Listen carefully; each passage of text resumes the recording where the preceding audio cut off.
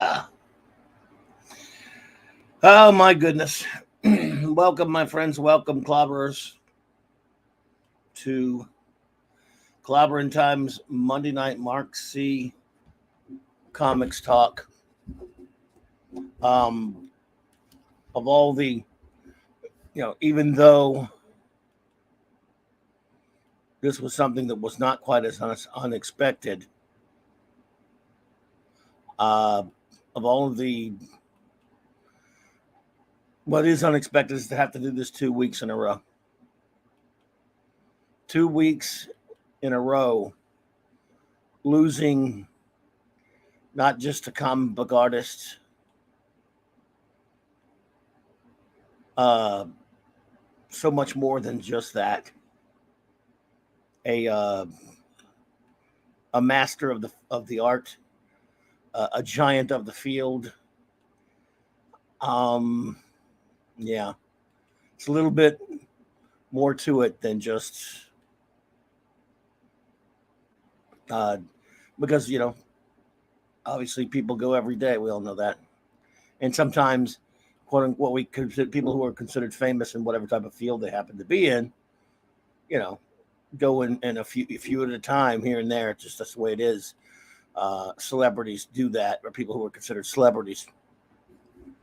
Um, and I'm not saying this, I guess, hasn't happened in this particular medium before. It's possible. The art form of comic books have been around for right around almost 90 years. So but in that 90 years, the first um, 30 or 40 gave us all of the greatest big names. The first 40 to 50 for sure gave us all of the biggest names. In fact, none of which that worked within that period of I'd say the first 40 years to 50 years of the comic book industry will ever be outmatched, will ever be topped. There will be no one, in other words, no creator in this field in terms of artists or art or writing, but especially art, of course, in my opinion, and that is an opinion,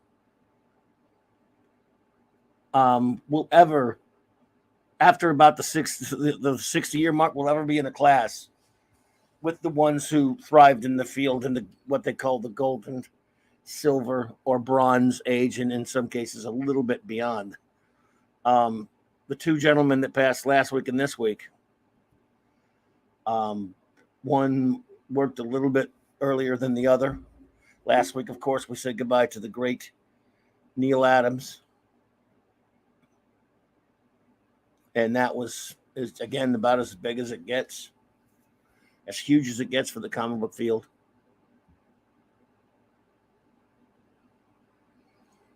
And that was a little bit unexpected. Some of us he would hear things here and there that Neil was not having the greatest luck with his health, but it still came, to many of us unexpectedly.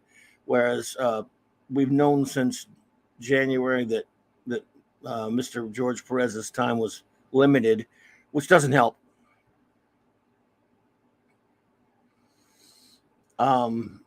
Didn't help it much for me anyway. I mean, obviously, yes, you expect things, and I'm going to continue along these lines. But I'll welcome, of course, my good buddy Carlos is joining me. Some of you may know who's been on with me before. What's up, buddy? What's up? What's up? It is a very sad day All right, for let me me. continue on. You there? Yes, Right. I am I'm going to here. continue with my opening there for you, but then I Please want to go get your ahead. thoughts about this. Sure. I started out. I didn't get that far, but I was talking about how 2 weeks in a row we lose Neil Adams. I mean, how many times to people of that stature of a field, pass that closely together? Now we had a little bit of info. We had a little bit of foreknowledge on George Perez because of his condition. So anyway, yeah. Don't give me. Don't get me wrong. I'm gonna get you. I want to get your thoughts on it because I know you love the man as much as the rest of us. Yes. So, continue what I was saying, everyone. Last week when I was talking about Neil Adams, I kept saying it and I meant it. his was a name that can be uttered with the Kirbys and the Ditkos and the Kuberts and the, and the Fosters and the Gil Kanes, all the biggest names of comics. And like I said at the outset of this show tonight, comics have only been around less than a century, about 90-ish years, a little under 90 years. Okay, comic books, strips have been around a little bit longer. Comic books, so, and yet we have maybe 3 or 4, maybe 5 people of this caliber still left with us. And I consider George Perez to be of that highest caliber. I already have him in my Clobberin Times Hall of Fame, of course, just like Neil, for what that's worth. But since I'm the only voter, of course, it's worth a whole lot, isn't it? But anyway, and I've honored him. He was, in my opinion, now you all know how I feel about Jack Kirby, naturally, but the ultimate team artist, the ultimate crowd scene artist of them all when it comes to the art form of comic books with regards to superheroes, a genre that both myself and Carlos adore and have loved all our lives. I'd say George Perez deserves the title of master of that. And I think you may agree with me on that, Carlos. I don't know, but I'm going to get your opinions on that. Well, of course, he is one of the greatest. Yeah. It is so sad. Here in Mexico, we have a thing. I'm not too, into it, but they say that things happen in threes, and when a person of a certain caliber, be it like a songwriter or a musician or an actor or whatever, when one dies, it happens in threes. So 3 dies. Yeah, they've said that about So now we have two great. Well, the week before that, great fantasy artist who was sort of connected to comics, James Bama, had passed. He was well known for all those great Doc Savage novel covers. So three great artists. There's your trifecta, unfortunately. It's very sad. Yes. Yeah. And so and before I don't know, to me, I think you also feel this way. I don't know, but just to put the great George Perez to the side just for 1 second. To me, the definitive Batman is Neil Adams. I mean, I love Jim Aparo. I love Alan Davis. Oh yeah. I love George Perez. But the thing that Marshall Rogers. But before all those guys came Neil Adams, and he gave us a new way to interpret the Dark Knight Detective. And all these other people that are just wonderful, magnificent artists, took their beats from Neil Adams, because Batman was almost a joke back in the 60s, He was not being taken so seriously in his own comic. And Neil Adams and Denny O'Neil, may they rest in peace, both of them. They're just amazing things. And one of the things that happened to me this year was, as you well know, I'm also a cosplayer. I'm not a very good one, but I'm also a cosplayer. I think you are a very good one. Thank you. And the thing is, I had 2 Batman cosplays. One is the Arkham City suit, and the other one is the Ben Affleck suit. And I said, I love them, but I need the Neil Adams Batman. Right. I need the Batman that is the gray suit with the yellow oval and the bat inside, because that to me represents Neil Batman. Adams. Oh, we covered all that. That's Neil Adams. That's Steve Englehart. I'm sorry. That's Marshall Rogers. That's Jim Aparo. That's all those great artists. That to me is the definitive Batman. And Neil Adams started that, and it just hit me like a ton of bricks. And now we have George Perez, and as you mentioned, we saw the tragedy of him having to suffer his last days, and it just kills me. I met the man twice in person, and he was just the greatest, man. Just so nice, so giving to his fans. It just kills me. It kills me. Well, like I said a week ago, I covered all of what you're talking about and more for one Adams, and just to have to do this the very next week on my Monday Night Comic Show, it does feel kind of weird. It's this two giants of this caliber. But before we continue, I just want to do some opening thoughts from both of us there. I'm going to start with show business. We'll do a little bit of a couple of show notes, everyone, and then we will get back into it and we'll say our hellos. Let's see here. Wednesday night on at least a more cheery note, because tonight is something of a downer. There's no getting around it. Yeah. My great friend Michael French of Retro Blasting will be joining me, coming back, and it's always fantastic to have him. Love Michael. Love Retro Blasting. And That's a great show, man. That's a great show that he has. He is, great channel. Always amazing. Oh, love it. But right around a year ago, a little less than a year ago, he and I did a show where we had a lot of people. A lot of people showed up. It was incredible. We ranked the MCU movies from worst to first. Okay. We're gonna do, since there've been 5 movies added to that since then. We're going to update our list, but we're going to talk about a lot of other things that he is dying to talk about when it comes to as far as the MCU/MCU is concerned. And so that will be Wednesday night, same Clobby time, same Michael French Retro Blasting channel, although actually it'll be on my channel. But he's just amazing. They're on their 10th anniversary now on really? YouTube. Oh, that's good. Yeah. So I came in late, but I've seen all the videos. Oh, cool. He's got I can't say I have because he dropped one just now. So that's the Playmobil one. I haven't seen that one yet, but I've watched them all. And let me tell you, the ones that I enjoy the most are the ones that are like the 80s cartoons and the 80s toys. Just the way he explores the cartoons and the toys is just amazing. It's amazing. You love I've watched some of those episodes many a times, but the sad thing is, the Thundercats one, which I thought it was hilarious. That he had to take it down. Yeah, that one and the Silverhawks one too. Oh, I want him to take that. Those are very good. Those are two of my favorites. Oh, they were a lot of fun. Yeah, he started up with those.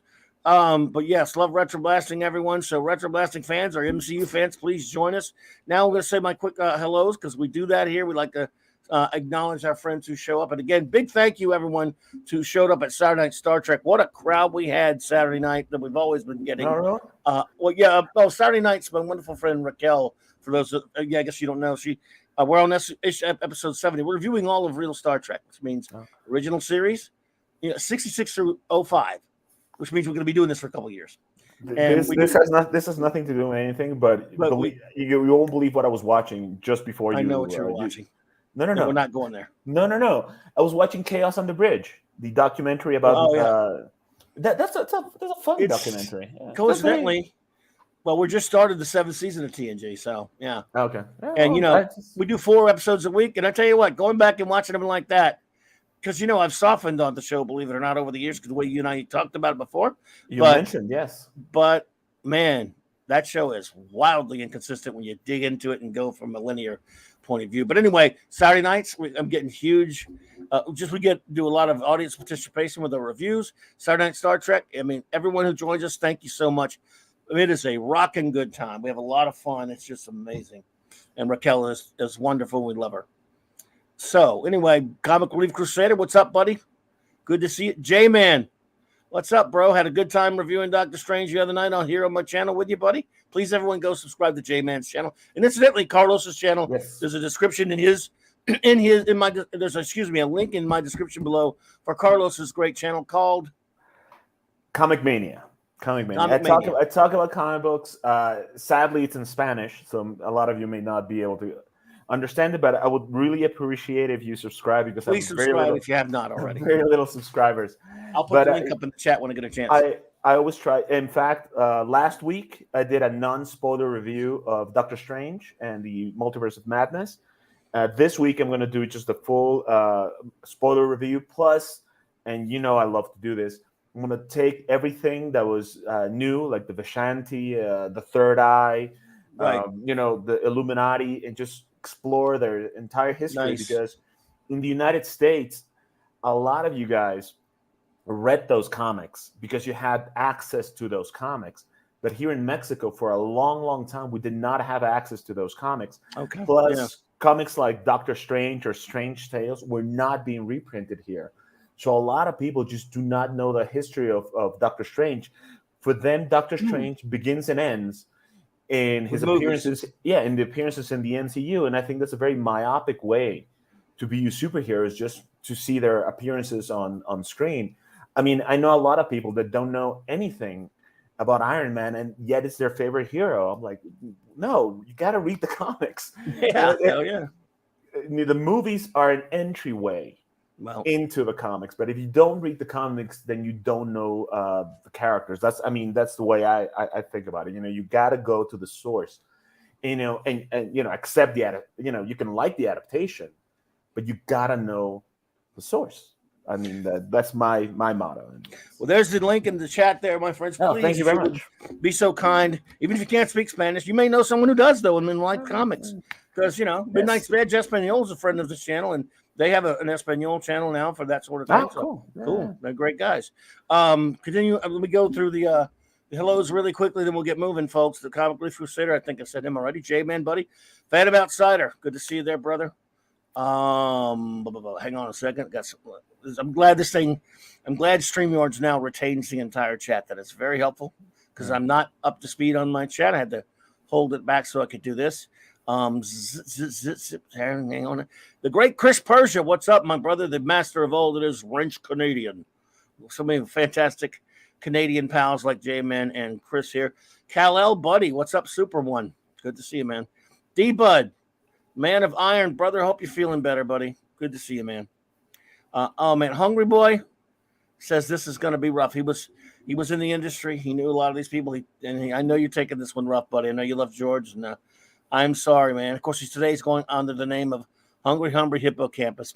These always fun names, dude. We love you, man. Look, man, I know it's especially tough for you since you were on the inside of there, man. So, I'm sorry, buddy. We're all sorry, man. But we lost a treasure when it comes to the art form. Let's see. Apollome's Minion and Pupper. By the way, everyone, Apollome's got a new doggy video up. The official Clobberin Times official puppy. So hello there. Good to see you, Apollome. Thank you for being here tonight. Catman, aka Didi Miners. Hello there. Good to see you, buddy. Hope you and your lovely wife are doing well. Let's see. Gojatron. All right. I'm glad you're here. Thank you so much, my friend. R2 the Icky. R2 the Icky. I don't know if I remember. I don't know if I know you, but the name looks familiar, but I like it. And yes, he says, yeah, he's just now getting the news about George. Sorry to be the one to break that to you there, buddy. Almost there. That's Claude Perishable. Minimus is here. Yo. Hey there. Yeah. I am rough girl. Oh my goodness, it's good to see you. I've seen you all over these channels and stuff like that, and on Twitter. It is lovely to see you, my dear. Thank you for popping into my show. I am honored. Thank you. Let's see here. I'm almost to the. I had to hold the chat up. Everyone, give me a second here. And we'll of course talk a little bit about the great George Perez and look at some of his fantastic art.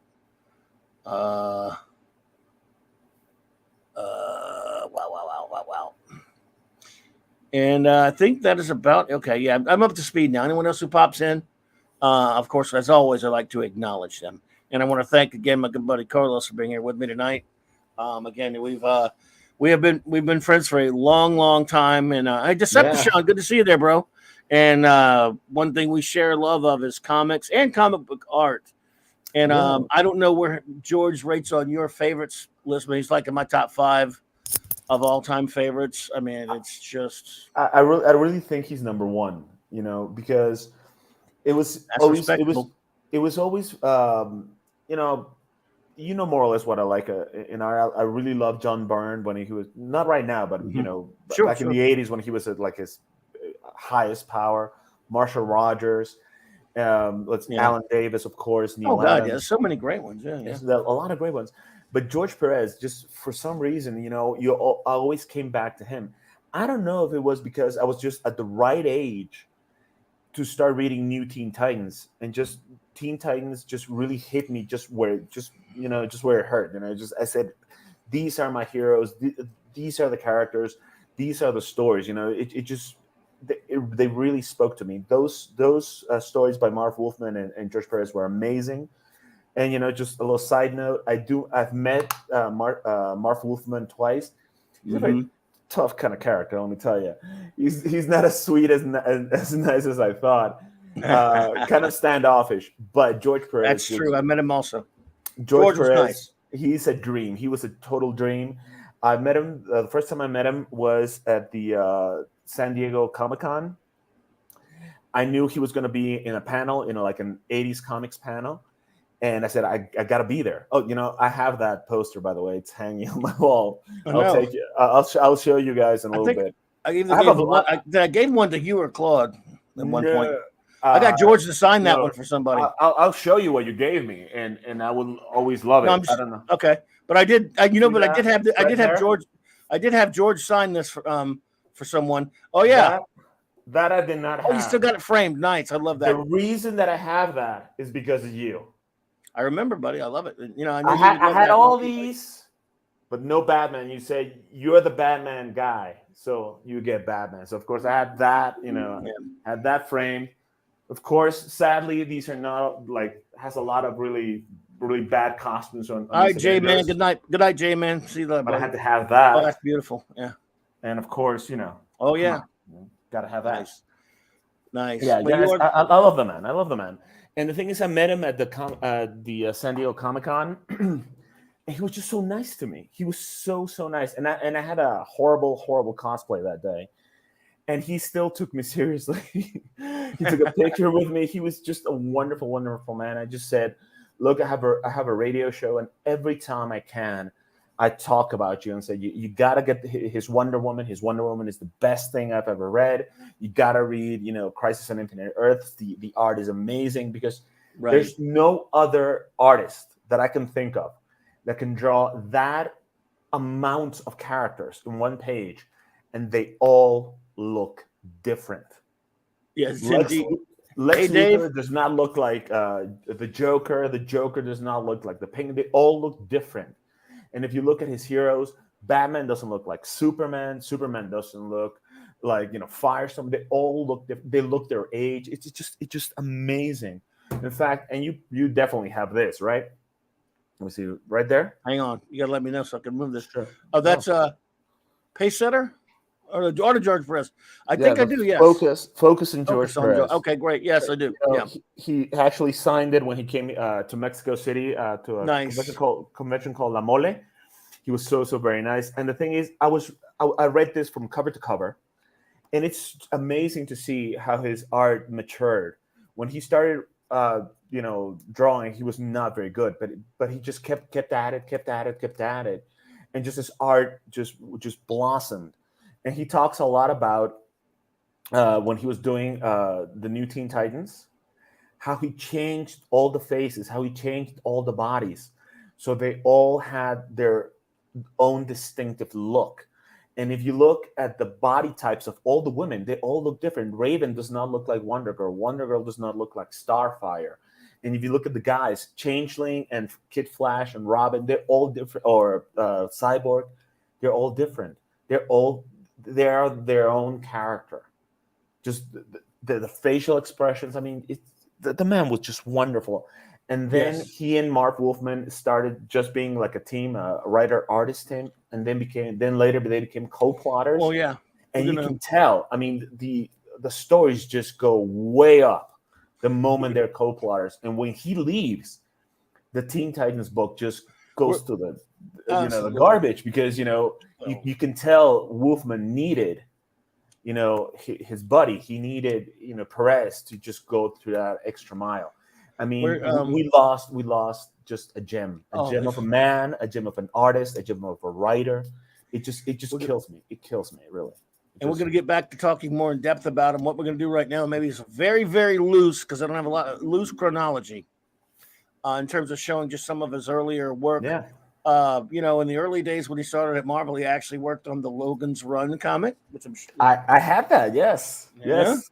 I read every issue, and it was funny because, again, in Focus on George Perez, he mentions they did not have the actors' likenesses. They did not have the right to the actors' likenesses, which is why none of the characters look like they do. But I actually thought that was more freeing because he didn't have to, draw Logan like Michael York. You can just draw him like just a regular, heroic character in a scientific, in a sci-fi future.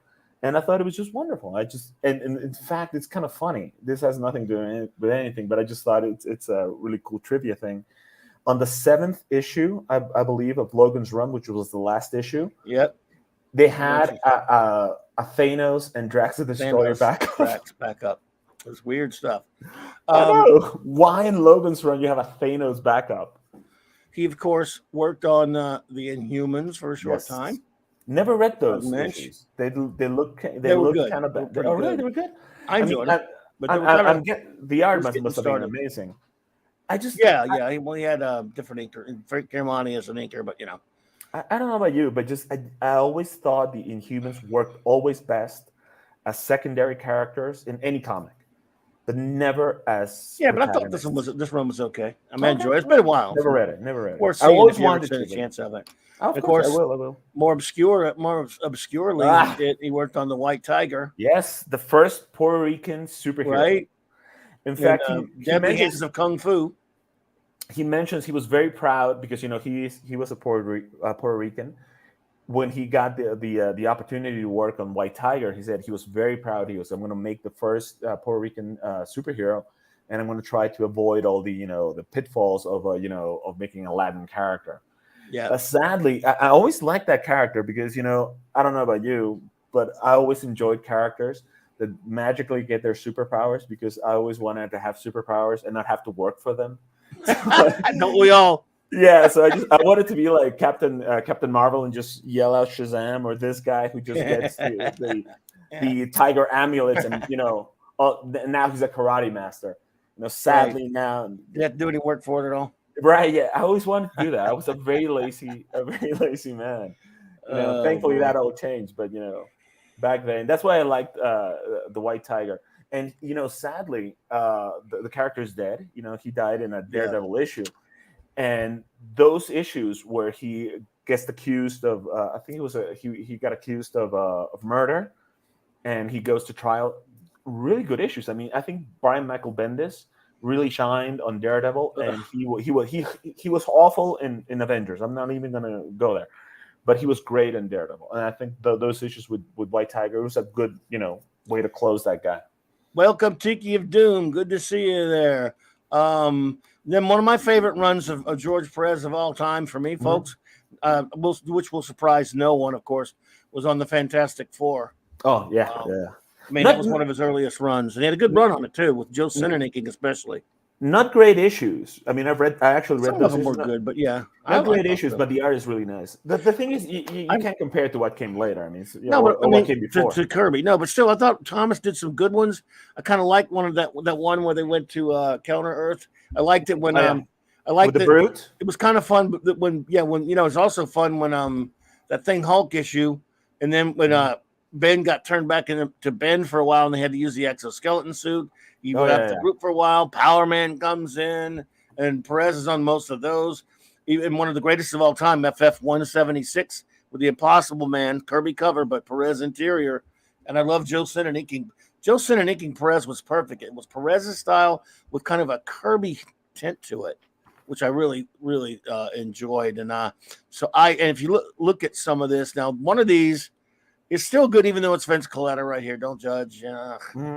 On this one, that's just a panel though. But man, look at this stuff. This is early in his career. Look how brilliant he was. Good God. The issue out of all those issues, the issue that really stuck in my head, and believe it or not, the first time I ever looked at that issue was when I was around, I don't know, 5 or 6, and I had a really it was just like stuck in my brain. And many years later, when I was just chasing, thanks to this book, The Focus on George Perez. Like on the back, it gives you like a complete list of everything he ever did, right? So what I did was I tried to collect everything. Everything, of course. Yeah. And I read all those Fantastic Four, and I saw that panel. I'm like, oh my God, I read this when I was like 5 or 6. And you're gonna remember it because it's a classic. It's when the Frightful Four took over the Baxter Building right after that Impossible Man issue.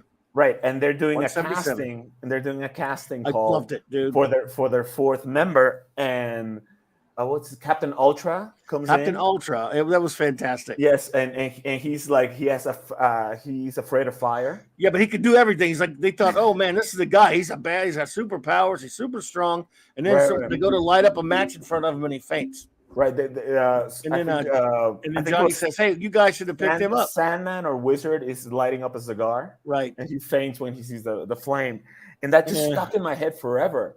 And Yeah. then finally, like when I was around 20 or something like that, I was collecting all these issues. I'm like, oh my god, I read this when I was so young, and it's one of the reasons why, believe it or not, as silly as he is, I love Captain Ultra. He's one of my favorite characters. Well, we appreciate Just you so being here, Rough silly. Girl. Rough Girl, I thank you for that. Yes, and again, look at this, man. This is truly just one panel with one page with 4 panels.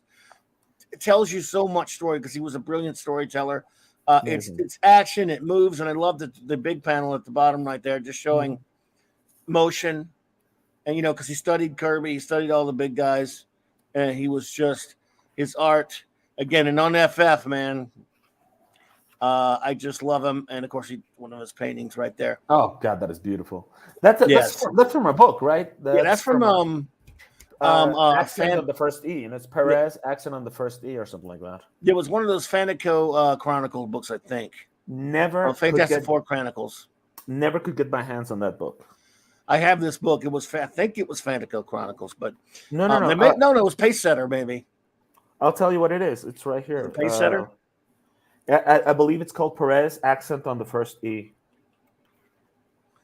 Let's see. It should be over here. It was like I looked for it everywhere, could never find it. I do believe that's the comic. And it's just kind of like this. It just tells that's you. That's a great book. Well, he also did it was also in a fanzine they put off called Pace Setter, because I have most of those. I worked at a printing plant that printed those. Oh. You lucky see, that's the thing. That's why I hate you. You're like you lived in the U.S. all your life, so of course you got to, to get some stuff before I did. I even knew it. Comic books in the United States exist. You were able to get stuff before I learned how to speak English. So I hate you for that. If the FF is not enough, everybody, then there's the Avengers. Oh God, man. Yes, that is beautiful. The greatest Avengers artist for me. Yes. In fact, I think he just did amazing stuff, especially in the covers. There's a cover where Wanda is surrounded by mirrors. Oh God, that's the charge. That is a. I'll find that later. It's right here, right over there. Hang on. Yeah, it's right there. Oh yeah, we'll find the color shot later. But yeah, really good. The thing only lets you load so much. So that's okay. Pixar, but yeah, that's fantastic. And this page was also good because it's Captain America just talking to Carol Danvers, Miss Marvel back then, and he just throws a shield and he solves everything just visually, just beautiful. And he describes how he got inspired to do that panel and stuff like that. I'm like, oh my God. Oh, it's a great book. This book, I mean, I already appreciated and love his art. This book made me appreciate it like in a higher level, a deeper level. Oh, yeah. More, and also because you get to see how he started and the way he was self-taught. And just the way he started, he was not very good. And he just kept getting better and better and better. And then you get to like the latter part of New Teen Titans, and he's just working just on a whole nother level, better than anybody of his cohorts. And then you see him on Crisis on Infinite Earths. Oh my God! Well, he was one of the first comic artists I ever saw talk about anything on TV, because Nickelodeon in the late 70s, early 80s had a show when they had him on there, and it was like George Perez, comic book artist for Marvel Comics, and he was being interviewed talking about the Fantastic Four and the Avengers. And it was like, wow, I've never seen that. And he was talked about how that's what he wanted to do, always wanted to do. Draw. He said, I want to draw funny books. And he said it called them funny books. And he said, here's, of course, his Avengers run was just very controversial issue. The very crazy. Yeah. Oh God. One day I'm actually going to do a video and actually a review of this issue, because it's one of the most messed up. We can't go into it here, but everyone, you want to leave one of the most screwed up stories ever. Dave Michelinie, Jim Shooter allowed it. Oh, crazy comic. But the sad thing is, the backstory. We're not doing that tonight. No. I'm just saying, no. I'm just saying the reason David Michelinie had to, or Mike, I never can pronounce his last name. The reason that he had to change everything at the last minute was because the ending to his plot was very similar to a what if ending that came out like 1 or 2 months before. So Right. Jim Shooter, he was just infamous for doing this. He said, "Okay, Yes. no, we can't have that. It already happened in a What If issue. You can't do the same because people are going to think we're imitating." Nobody was reading What If back then, No. especially that, and that issue in particular is horrible. So he should have just let it go or changed the issue of What If, but no, he made them change this, and it just became just this huge controversial thing. Many years, I think a year or two later, Chris Claremont had to write a whole nother comic book to retcon this. So Wow. it's It's sad. true. It's sad. But that was Jim Shooter for you. But now that back when you showed the picture of all the Avengers, now that we're looking at that one. That's my favorite iteration of all those characters. I mean, good God. 100% correct. But if you look at Wonder Man in particular, and then you look at the later costume that you showed in that other cover, and you look at the redesign of Dick Grayson's costume when he became Nightwing, you can see the one thing that George Perez was not that great at: costume design. He could really do amazing versions of already existing costumes.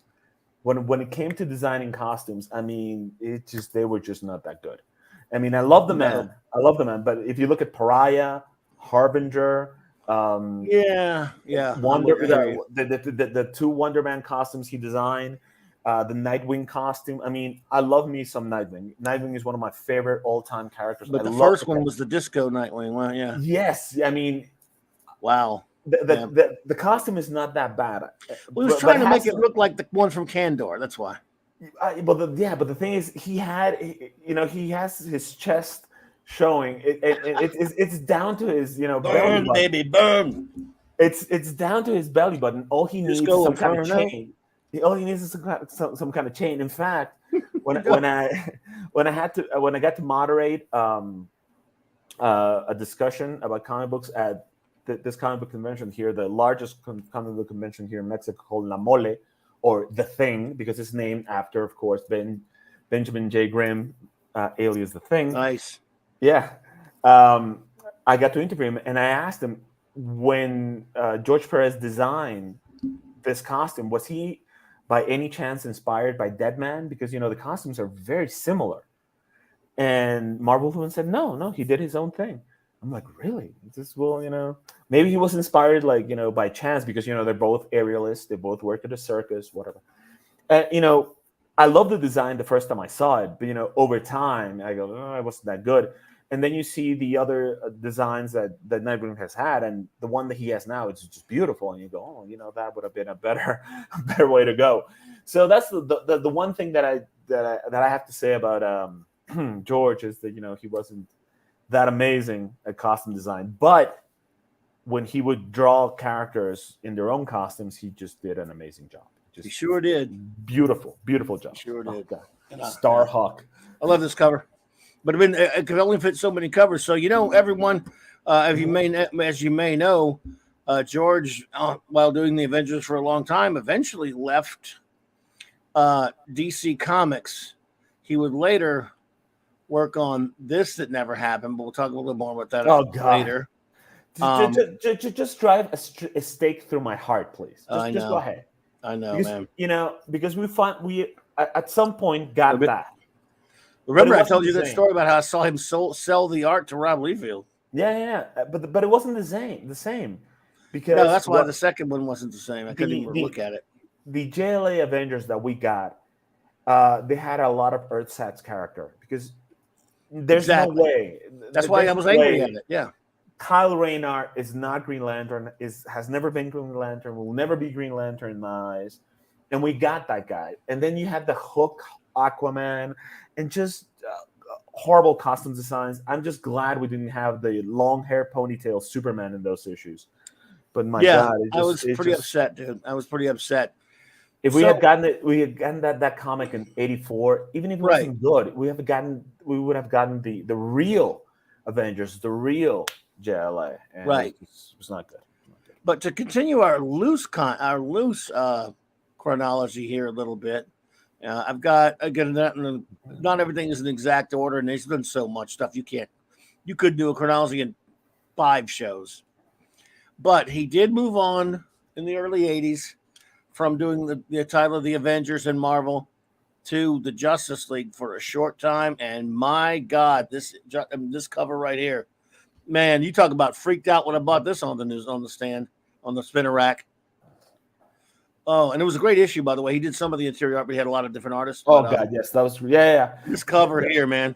That was good. He did the what was it, the start and the ending. Yeah, and just a bunch of artists did the right. team ups. He did a couple of stories before they did it. He did one of the JLA JSA crossovers with the New Gods in it that he finished up from Dick Dillon, who had passed, who was on the book for a long time. He took over for Dick Dillon, and he did a couple of. He did like 2 maybe or so. Hello, Matthew Pounder. Good to see you, buddy. Monkey Jeebus, good to see you, man. So he did a few. He did the book for a little while, not as long as I would have liked, but then he did a lot of covers. Sometimes there'll be a cover he did with a Don Heck inside, but we won't go there. We won't be mean. Oh, but man, dude, when you see nothing worse to see a Perez cover on something and you open it up, man. Usually, if it's not him, it's going to be subpar. But anyway, just my God, what a great artist! I mean, again, this more examples here of how he's the ultimate team artist, and for him to be, at least in my opinion, it's opinion, of course, not you understand. But I think he's the ultimate artist for both the Avengers and the Justice League. I love him. I love this. Yes. God, you see, wouldn't it have been great if we have gotten Avengers versus JLA with that team? I'll go back to that first. I mean, yeah, because I mean, this was going to happen. Thank you, Jim Shooter. I love Wally West, but Barry Allen is the Flash. That's why, as you see, that my background is that later one with all the But that's why, even though I love Kurt Busiek, I wouldn't read that one when it came out. I was so pissed off because we didn't get this one, and we didn't get this one because Jim Shooter. I'm not going to say it anyway. Look at that though. Good God. The thing is, I've read both accounts, the DC account and the Marvel account. And it just becomes a whole he said, she said kind of thing, Right. Yeah, we get into the weeds there. Yeah, you don't know who was being right. I just thought Jim Shooter, it just at the end of the day, he just was being unreasonable. Well, because he was pissed off that they left him. That Wolfman. That's classic, but that's classic Jim Shooter. I mean, you really out his story. He didn't want DC. See, this was DC's turn, and he didn't want them in charge. Yes.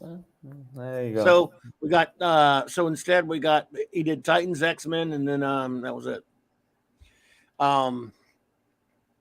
But then, as you mentioned earlier, old friend, the big one, probably arguably, maybe, I don't know if it's his most famous work or most well-loved work, but it's certainly up there. And the New Teen Titans comes along, and they take this comic. Of course, Teen Titans have been around for a long time, but it had been a canceled book, 60-something issues that lasted through the 60s and into the 70s.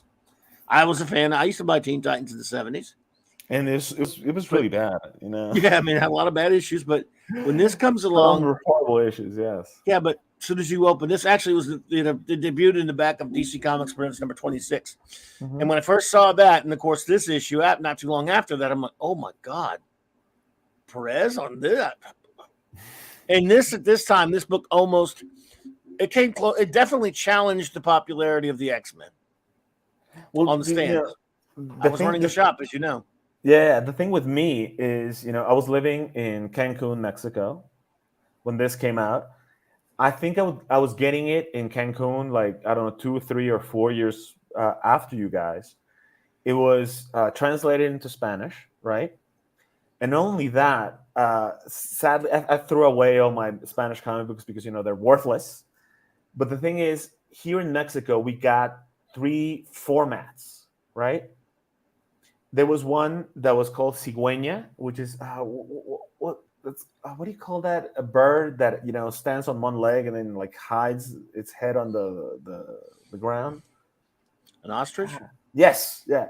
So you got the ostrich format. That's what they called it. It was close to a regular American format, right? Mm. Then you had the Águila or Eagle format, which was smaller. And then you had the Colibri or Hummingbird format, which was even smaller, right? That's how Yeah. comic books were produced here in Mexico. And like with the Teen Titans, we got them in the Eagle format, which was like smaller than the American version. So we were getting a very condensed, a very tiny version of the new Teen Titans. And that's how I first got it. And that's how I first read it. I read it in Spanish. And you know, another sad thing about living in Cancun, I would get number 1, I would get number 2, I would get number 6, I would get number 10. You know, I would not be getting them. You know, there were no pull like lists. no, I was not be I would not be getting them on in order, but I tried. You know, and you know, sometimes they didn't even have numbers on the covers. But you know, I wasn't stupid, so I kind of would put them in the right order and everything.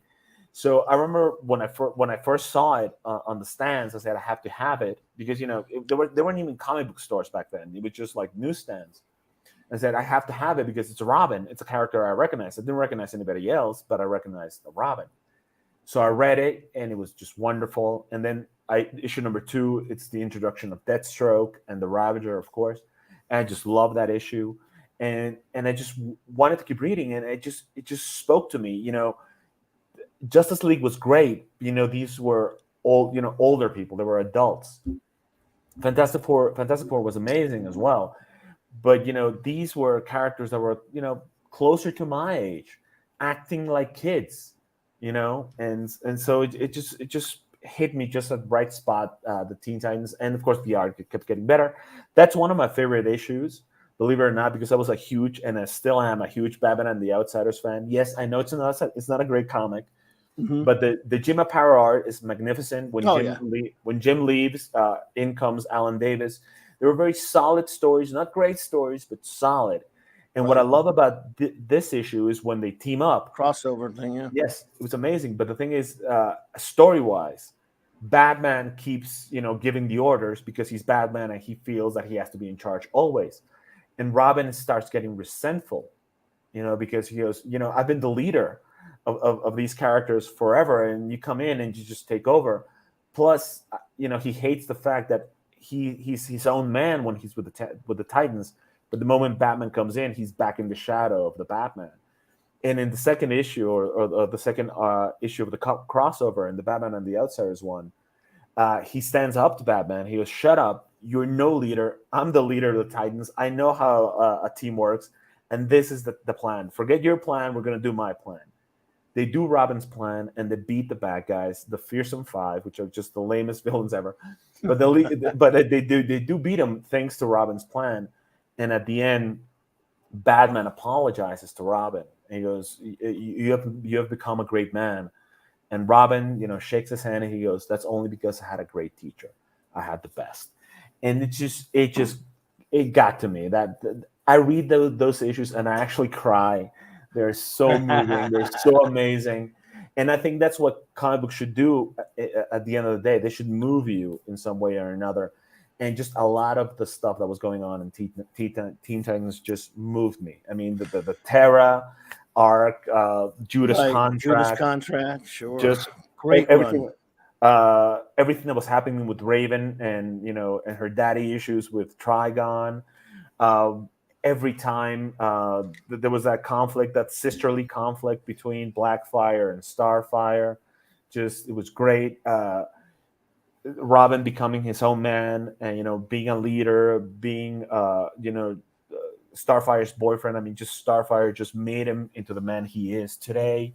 It's just so many wonderful things in those issues, and it was really sad when George left, because you felt the absence, of this team, because after George Perez left, there was nothing going on in the Titans. I love Mark Wolfman, but you could feel his absence. You could definitely do it. And then of course he goes to do a Crisis on Infinite Earths, we'll get there. Which is amazing.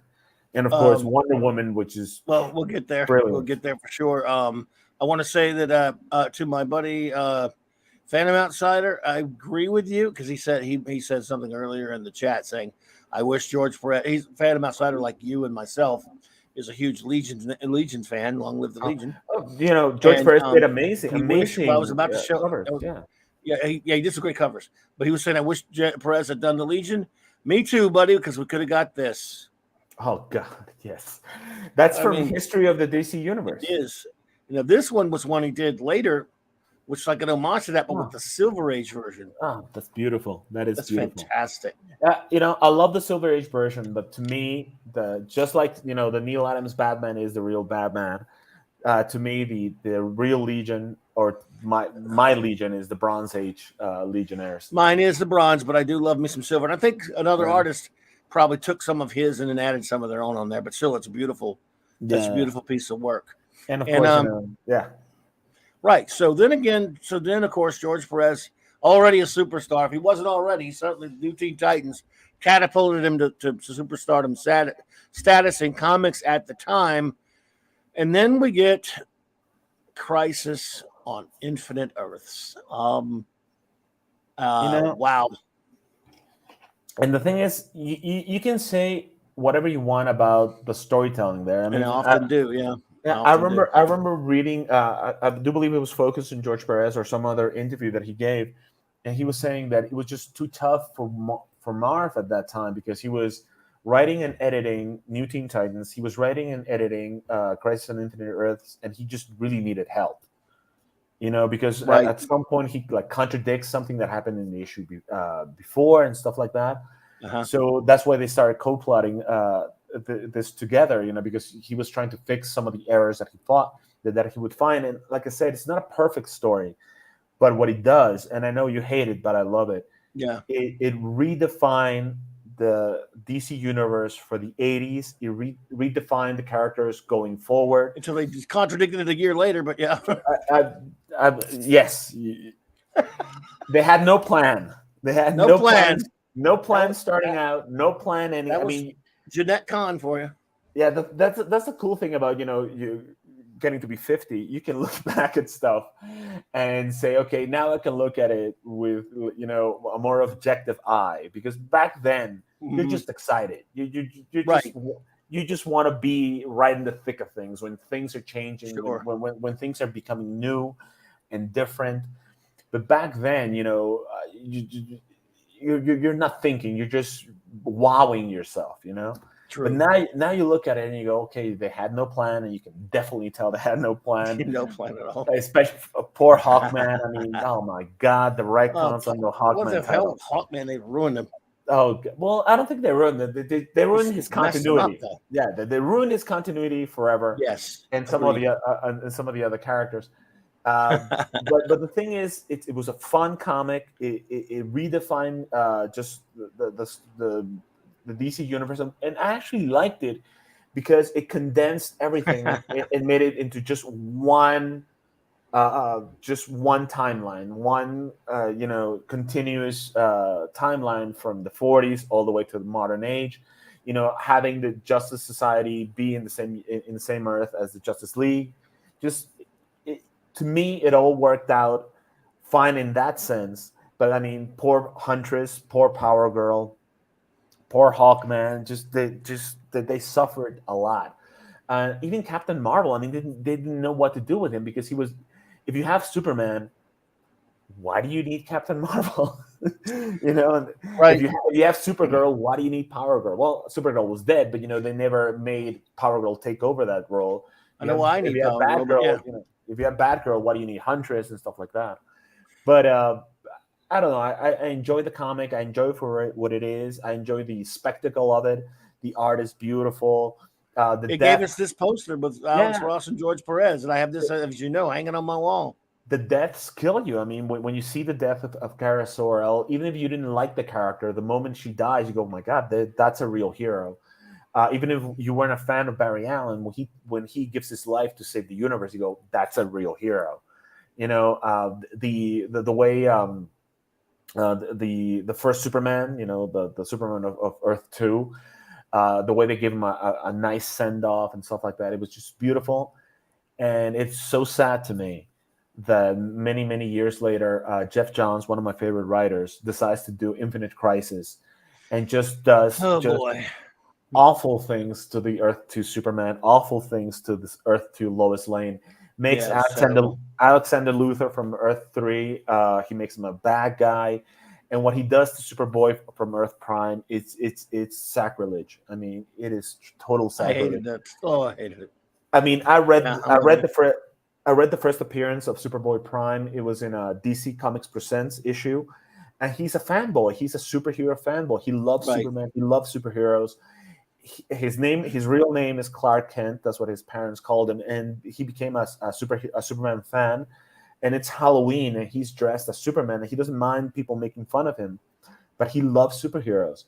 And then you see the character now, where he's like this villain, and at some point in what's it, Legion of Three Worlds, also drawn by Perez. You did do that, yeah. He's the time trapper. I'm like, no, no. I hate that shit.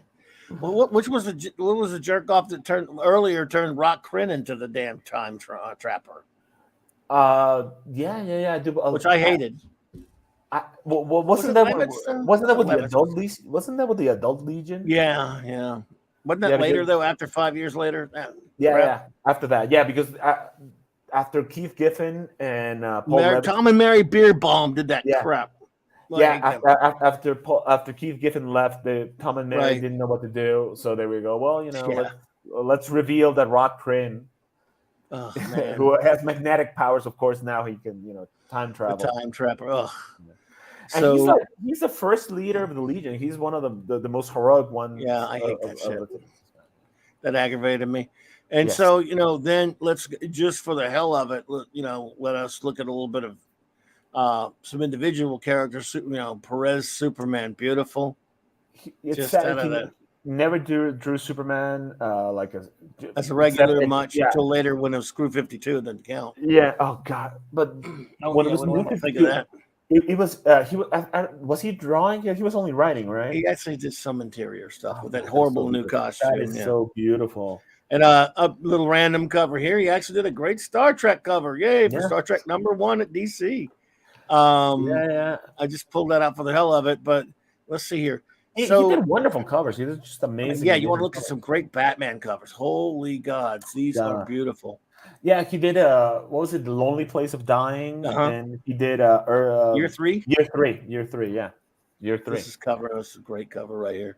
I do believe I have those prints, but in black and white. I know you know this one. Come on, man! I wouldn't have it if it wasn't for you. Yeah, well, no one deserves it more than you, there, partner. Thank you very much. Thank you very much. And now here's one that is. I mean, I want to see this. We got to see Byrne do it. Oh God, yes. But but that would have been. It was good. The sad thing about this, it's a matchup that everybody has always wanted. Now, my theory. I always said Batman would win. And I'm also a Captain America fan, so But I always said Batman would win because Batman cheats, and Captain America would never cheat. I'd rather not know the outcome.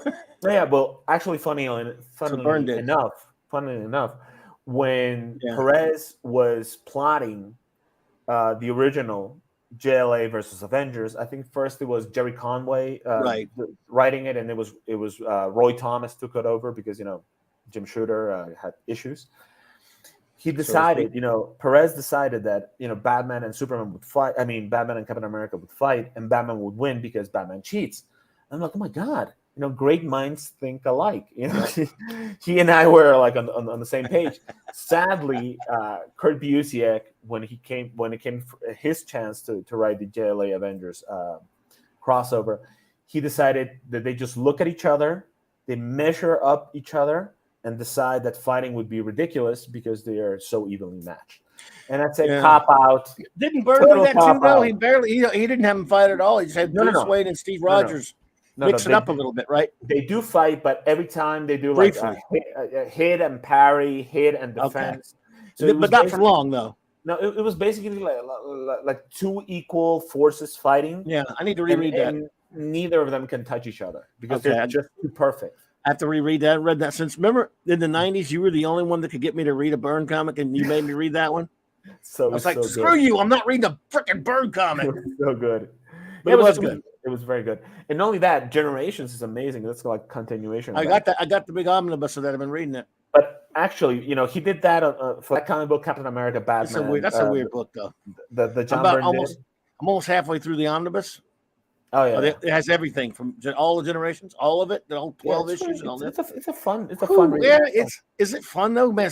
I'm like depressing. It looks fun and it acts fun. Then it's got some sick shit in it, but I like it. Look, at the end of the day, Kyle Rayner dies and Hal Jordan becomes the true Green Lantern. So I'm happy.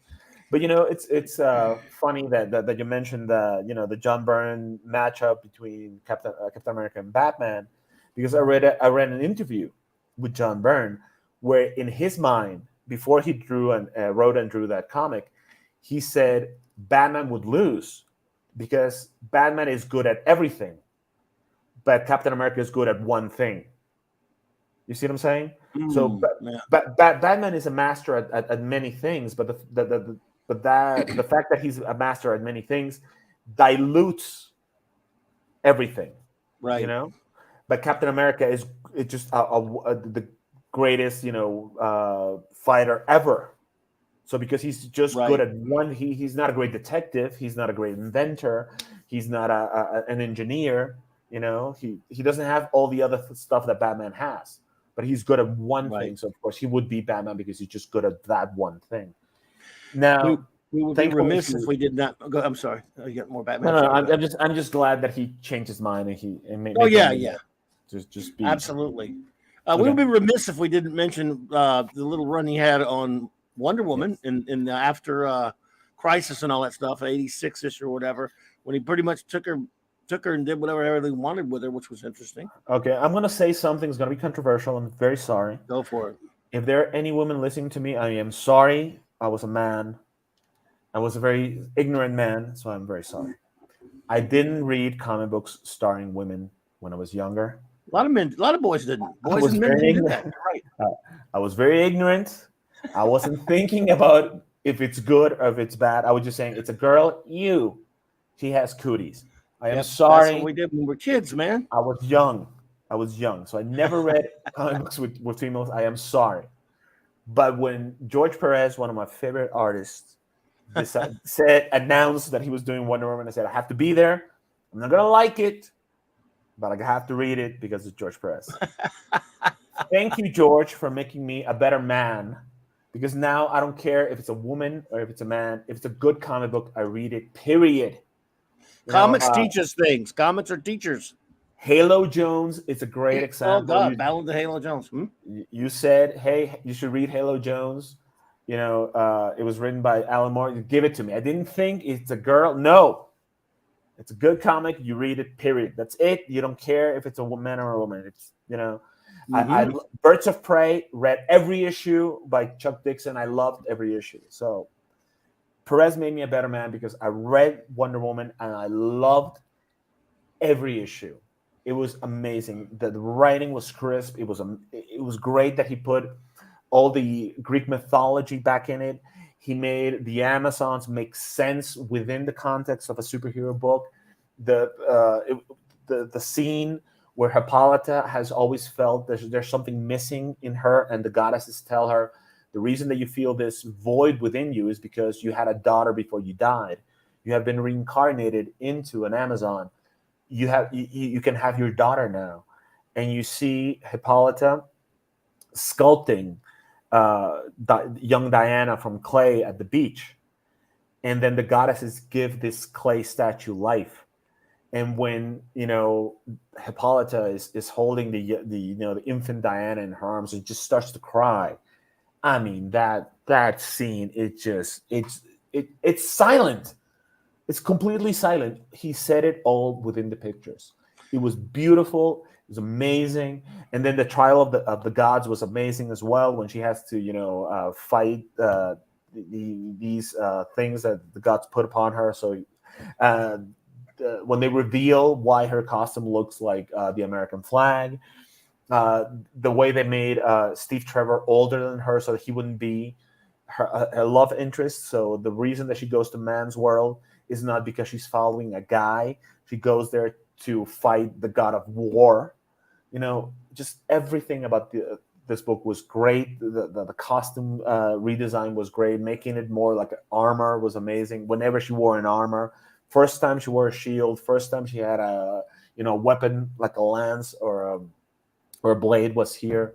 Just great stuff he did on Wonder Woman. The one thing, making Cersei her mortal enemy, was amazing. The redesign and new story for Silver Swan and Cheetah was great. The only sad thing to me, and this is my fault, again, this is my fault, when George Perez decided to just do the writing and Chris Marinan took over the art, it was such a downer because Chris Marinan, he has gotten better, but back then his art was awful. You can look back at those, art is awful. The stories are great, but I would be trying to read them and I just couldn't, because it's going from the greatness of George Perez on art to this just mediocre half-ass art. Yeah. And it was too good to last. I couldn't take it, and I wanted to go back to those issues and read those stories, because he did. The stories were still amazing. It's just the art. It's so bad. That was by the way, that was 1987 when that series started from Perez. Oh, and also there's two issues that we should mention. 86, 87. Yeah. There's two issues that we should mention: a Wonder Woman issue and a Teen Titans issue. The Teen Titans one that I would like to mention is Who on Earth, or Who is Donna Troy? Who is Donna Troy? Yeah, we'll take a look at that in a minute. Yeah, that is so beautiful, because again, that is a whole issue where Robin is Dick Grayson detective. He's not Robin. He's not the Boy Wonder. He's not Batman's psychics. He's not the leader of the Teen Titans. He's a detective first and foremost, and he gives his one of his oldest friends the greatest gift, the gift of her identity. Beautiful story, wonderful done, and just amazing pacing by Marv Wolfman and George Perez is beautiful. And also, there's an issue of Wonder Woman that, again, it's not super heroic. It's just when she goes to Manner's world, she is represented by this woman who's like an ad executive, and she dies mysteriously. And I think it's Whatever Happened to Mindy Mayer. I believe it's the name of the issue. And what happens in this issue is Diana tries to find why she died, how she died, who was responsible for her death. And in the end, it turns out that it was herself. She was a drug addict, and she had an overdose of drugs. Nobody forced her. There's no villain to punch. It's just circumstances. Circumstances, yeah. And it's a woman who just had a weakness, and it was a great issue. It was a great learning experience for Diana, and it made the character of Mindy Mayer a lot more complete. Let's stop for 1 second. Yeah. Because Jack's mama is in here, and I just want to say hello, Jack's mama. Tomorrow is Mark C's birthday. He is the gentleman that my dear friend who's been gone a year now, that we named the show after. And so I'm always happy to see her pop in. She says, tomorrow's Mark C's birthday. Yesterday was Jack's. Oh, happy birthday, Jack's yesterday, his son. I again want to thank you all for honoring Mark C. Well, I want to thank you for popping in, Jack's mama, my dear. I hope you were doing well. It is always lovely to see you pop in here. Please express to Jack the birthday wishes of all the Clobberin Times and Clobberers gang here. And tomorrow is would have been his birthday. And everyone, I'm going to put the M in there again, the HBM in there. Happy birthday, Mark C. I'm putting that in there. We honor him as best we can, and we miss him very much, Jack's mama. So thank you for that. And happy birthday, buddy. We miss you. And happy birthday, Jack. I hope you had a wonderful birthday yesterday, Jack. So, yeah, it's been a long day. I can imagine that. And need sleep. Okay, well, yes, we'll go get some sleep, my dear. Thank you so much, and appreciate you. Thank you, everybody. So, sorry about that. I just want to say hello to Jack's mama there. Appreciate you. So, let's see. What? Oh, dude. You probably have this, right? No, I don't know if I have that one. I don't even remember where I got it. No, it's a long. No, I got it a will long have it. time ago. Wait, Oh, there wow. it is. Oh yeah. There you It go. was Don Troy. Oh, I'll find some bigger pictures of it later. And I of just saw course, this was another great issue. Just no, the annual or yeah, Tales of Teen Titans. yeah, it was double-sized anniversary issue where Donna Troy gets married to just weirdest man in all DC Comics. He's not a good guy. He's Terry Long, but nothing superheroic happens. It's just the wedding of a Titan. Yeah, that's a it. lot of people hated Terry Long. I was reading some articles. I read there was a blog dedicated to how annoying Terry Long was. Yeah, I showed you that. You showed me that. Okay. Yeah, I showed you that. It was. I didn't realize it was you showed me that. Yeah, well, I'm the one with the memory. We both know that. It's I Chris's just forgot. I just remember reading about it. That's terrible. It was Chris's Invincible super blog. He doesn't do the blog. Yeah, that's a good blog. Yeah, he doesn't do the blog anymore. But I read every entry okay. that he had, and he had some really funny ones. Nice. And he was talking about what a douchebag Terry Long was. Because like at one point, Wonder Girl Donna Troy was a photographer, right? And Starfire was a model, and there's a scene where I think it's when we meet Terry Long, and she's taking pictures of Starfire, and she's like in a bikini, and Terry Long starts coming on to Starfire or something. It's like or just saying, "Oh my God, your friend's so beautiful. Maybe she can join us." I'm like. You have an Amazon. Damn, Marv, what do you write? What else do you need? But and also the thing is, for some reason, and this is a recurring thing with George Perez. I never asked him about it, and now nobody can. But he, you probably don't know this, but I had the sad thing, the sad state of being of growing up with curly hair, and when you're like, I don't know, 5 or 10 or 12, you don't know what to do with an afro. You just don't know what to do with it. Now I wear my hair really short so I don't have to deal with my afro. But for some reason, George Perez just loved drawing afros. White Tiger, he has an afro. Terry Long, he did it to Scarlet Witch later. What's his? Scarlet Witch had a he gave her gypsy. He hated that hair, curly hair. Yeah, kind of like what's her face? Like I Love Lucy, like Lucy. Yeah. He had who else had Jericho curly hair? Jericho, yeah, that's right. Yeah. A lot of characters. What the hell, man? He drew a lot of characters with curly hair. Cyborg, of course, curly hair, but that's kind of a given. Tiki of Doom, nice Nova reference. That's true. Marv Wolfman did like to write Blue Blazes a lot. Oh yeah, I love Nova. So let's see here. Yes, you were being. Yes, he says. Tiki says yes. Very true, Carlos. That's true. So after Wonder Woman and after some other stuff, I actually have those. Oh my God! I bought these. Those Thunder Agents covers are beautiful. Beautiful. He goes to Marvel again. Oh, who covers, dude? If I had a room, you wouldn't believe all the covers I'd have on there. Beautiful. He goes to Marvel and he works on a lot of things. Some of note, like Infinity Gauntlet cover, anyway. I know he didn't do a lot of interiors on some of that stuff. He did, I believe, but 1 and 2. Part of issue 3, and then Ron Lim took over. Now, Ron Lim is not a bad artist. No, but when you're coming, not bad at all. When you're coming from George Perez, right? Anything it's just lowers the bar. So Ron Lim is not it's not a bad artist. He was doing a really, really solid job on Silver Surfer. He did a really solid job on Thanos Quest. That's sure. Where Thanos gets all the Infinity, stones, gems? I don't even know what to call them anymore. Right. But he did a very solid job. But when you're starting out with George Perez, just here's one I liked. Drop. And one that you liked, Future Imperfect was look. There you go. Actually, you were going to number 2, and I put up number 1 there. I actually opened it to Future Imperfect. It's amazing. Yeah. Right, the thing with I read this one because of you, probably.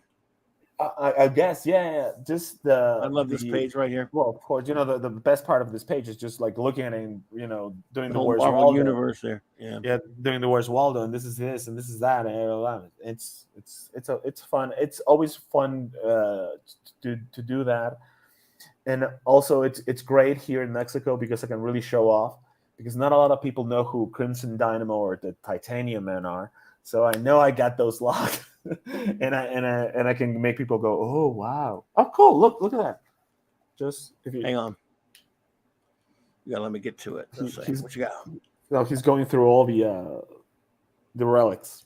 Oh, cool. It's nice. Oh, how cool! Look at that. The yellow wheelchair. Everybody that's seen Doctor Strange knows what that's fun. The yellow wheelchair. So you didn't. I don't have any other pictures loaded. We can look at some other than this one. Oh, look at this. I don't know if you read this. It's a fun book. Saxon Violence. I remember it. By Peter David and George Perez. It was a fun. I do fun remember story. it. But what I love again, there was this big when they finally got to the JLA Avengers. But my favorite art that came from that is probably this right here. Oh God, yes, yeah. It's Superman. It's very iconic. Now talking about something that is anti-iconic. If you look at this, for some strange reason, he decided, hey, I've worked at every big company doing every big superhero. I'm going to do the Ultraverse. Oh my God. Ultraverse. Wow. Yeah, look, the man had to do what he had to do, I guess. He went to CrossGen, didn't he? I read those issues. Yeah. Awful. They're awful. And the thing is, he did it because, according to, I forget where I read this interview, he was not in his prime. Because, you get older, you're going to slow down. I mean, it's just what happens when you get older. So he felt that people weren't trusting him with jobs because he couldn't, fulfill the jobs up to expectations and all the way to the end. That's what happened with Infinity Gauntlet. It was Marvel hyped it to the stars. Jim Starlin was very excited. He was very excited. It was Infinity Gauntlet was going to be his Marvel answer to Crisis on Infinite Earths, and he couldn't finish it. And then they gave him another job, and again he couldn't finish it. So it was beginning to be a burden. Just nobody was giving him any jobs because they weren't trusting him to finish them. So when Dan Jurgens came out with the Teen Titans, remember that title back in the 90s? Hey, you're a Muslim uncle. Hey, buddy. Yeah, awful title. Awful. George Perez was doing the inking under Dan Jurgens. Yeah. And because he became more of a regular, a contributor, he said he was going to be the inker, and he was always inking. They decided to, give him more and more jobs, and he, in the middle of his career or late in his career, he had to start at the bottom again, and you can't go any lower than the Ultraverse. Let me tell you. No. So he started back again. He became famous again, and when they were, hiring him for Marvel and DC projects, along came CrossGen, and CrossGen was giving insane amount of money to the creators. Exactly, Decepticon. That's pretty funny. But the thing is, he was giving the owner of CrossGen was giving so much money to the creators, and the books weren't selling because they were just awful. I mean, that's right. It was interesting premises, but why read about it? If you can read about Doctor Strange and Dr. Fate, why read about a girl named Mystic you don't know? If you can read about Captain America or Batman, why read about a guy named Scion, in some kind of fantasy world? And that was the problem with every CrossGen book. I read a few of them. It's not that they were bad. It's that if you had the option of reading superheroes that and you have this long line of history and chronology. It was tough to start a new company. It always was. Yeah, I mean, all throughout the 90s, they started 1 billion companies, and you had some 80s, 90s, yeah. You had some like Valiant. You had some good product, but at least they had Turok and Magnus and Solar. So you had some familiar faces that you go, okay, I want to know what happened to those guys. And then they introduced Harbinger and Exo Manowar. But when you're working with CrossGen, it was just like, where's this coming from? Plus, they decided that everybody that had powers had the same tattoo. So the thing that connected the whole line was that everybody had this magic tattoo. And the thing is, like, no, the fun part about comic books is that, Spider-Man, he was based in New York, but he had his own story. And then the Fantastic Four, yeah, they were based in New York, but they had their own story. Or Superman was in Metropolis, and Batman was in Gotham City. And little by little, the universe started building, and then the crossover started happening, and then the universe became the Marvel universe or the DC universe. But these guys at CrossGen started with, we have to connect all the characters together. We have to do it. It just did not work. But the thing is, they paid everybody insane amounts, and when they hired George Perez, he was going to do, I think, CrossGen Chronicles, I believe. And it was like a double-sized issue, and he could choose any of the characters from the CrossGen universe and do a story. I think I read one of the issues. I was like, oh my God, these characters are just awful. But he had it in his contract that if at some point Marvel and DC decide to bury the hatchet and produce a JLA Avengers, he had the right to stop working for CrossGen for whatever time it took him to draw that, because he said that is my dream. This is my dream project. I don't want to die without having to contribute to the JLA Avengers comic. So whatever happens, I will sign this contract with that, with that written in. And he got it. And I think like after a year that he worked at CrossGen, the JLA Avengers comic came out. And the only sad thing is like they wanted to make it into to tie it into the continuity that was going on at. That's what I was still sad about that. They didn't have to do that. All they had to say is like, okay, they're going to be fighting time villains, like the Master of Time from DC and Kang from Marvel. And of course, instead of fighting the modern versions of the JLA and the Avengers, they're fighting, the 80s version. That's it. He could have reused those pages that he did, and it wasn't a bad comic. But I'm reading it, and I'm like, why am I reading about Hook, Aquaman? Why am I reading about Kyle Rayner? Why am I reading about Wally West? I love Wally West, but Barry, or that version of Wonder Man. Why is Wonder Man part of the Avengers? I mean, I love Wonder Man. He's one of my favorite characters, but I refused to read this back then, and I've never read it. I'm going to read it, but I'm going to review it, but I've never read it because I love Busek, I love Perez. I couldn't stand that they had a lot of characters. I couldn't stand that I had to wait 20-something, almost 20 years, and then they didn't use the roster I wanted to see. I'm there with you. I was pissed, so I never bothered. And let me just say, it's good. To all the young whippersnappers that are listening to the show, yes, we're sorry. We're all farts. We like things like we want the way we want them. Yes, I want my superheroes the way I want them. So I'm sorry if me ragging on Kyle Rayner upset some of you. I'm sorry. To hell with Kyle Rayner. But to me, Hal is the greatest Green Lantern of all time. Hell yeah. Love Alan Scott. He's great.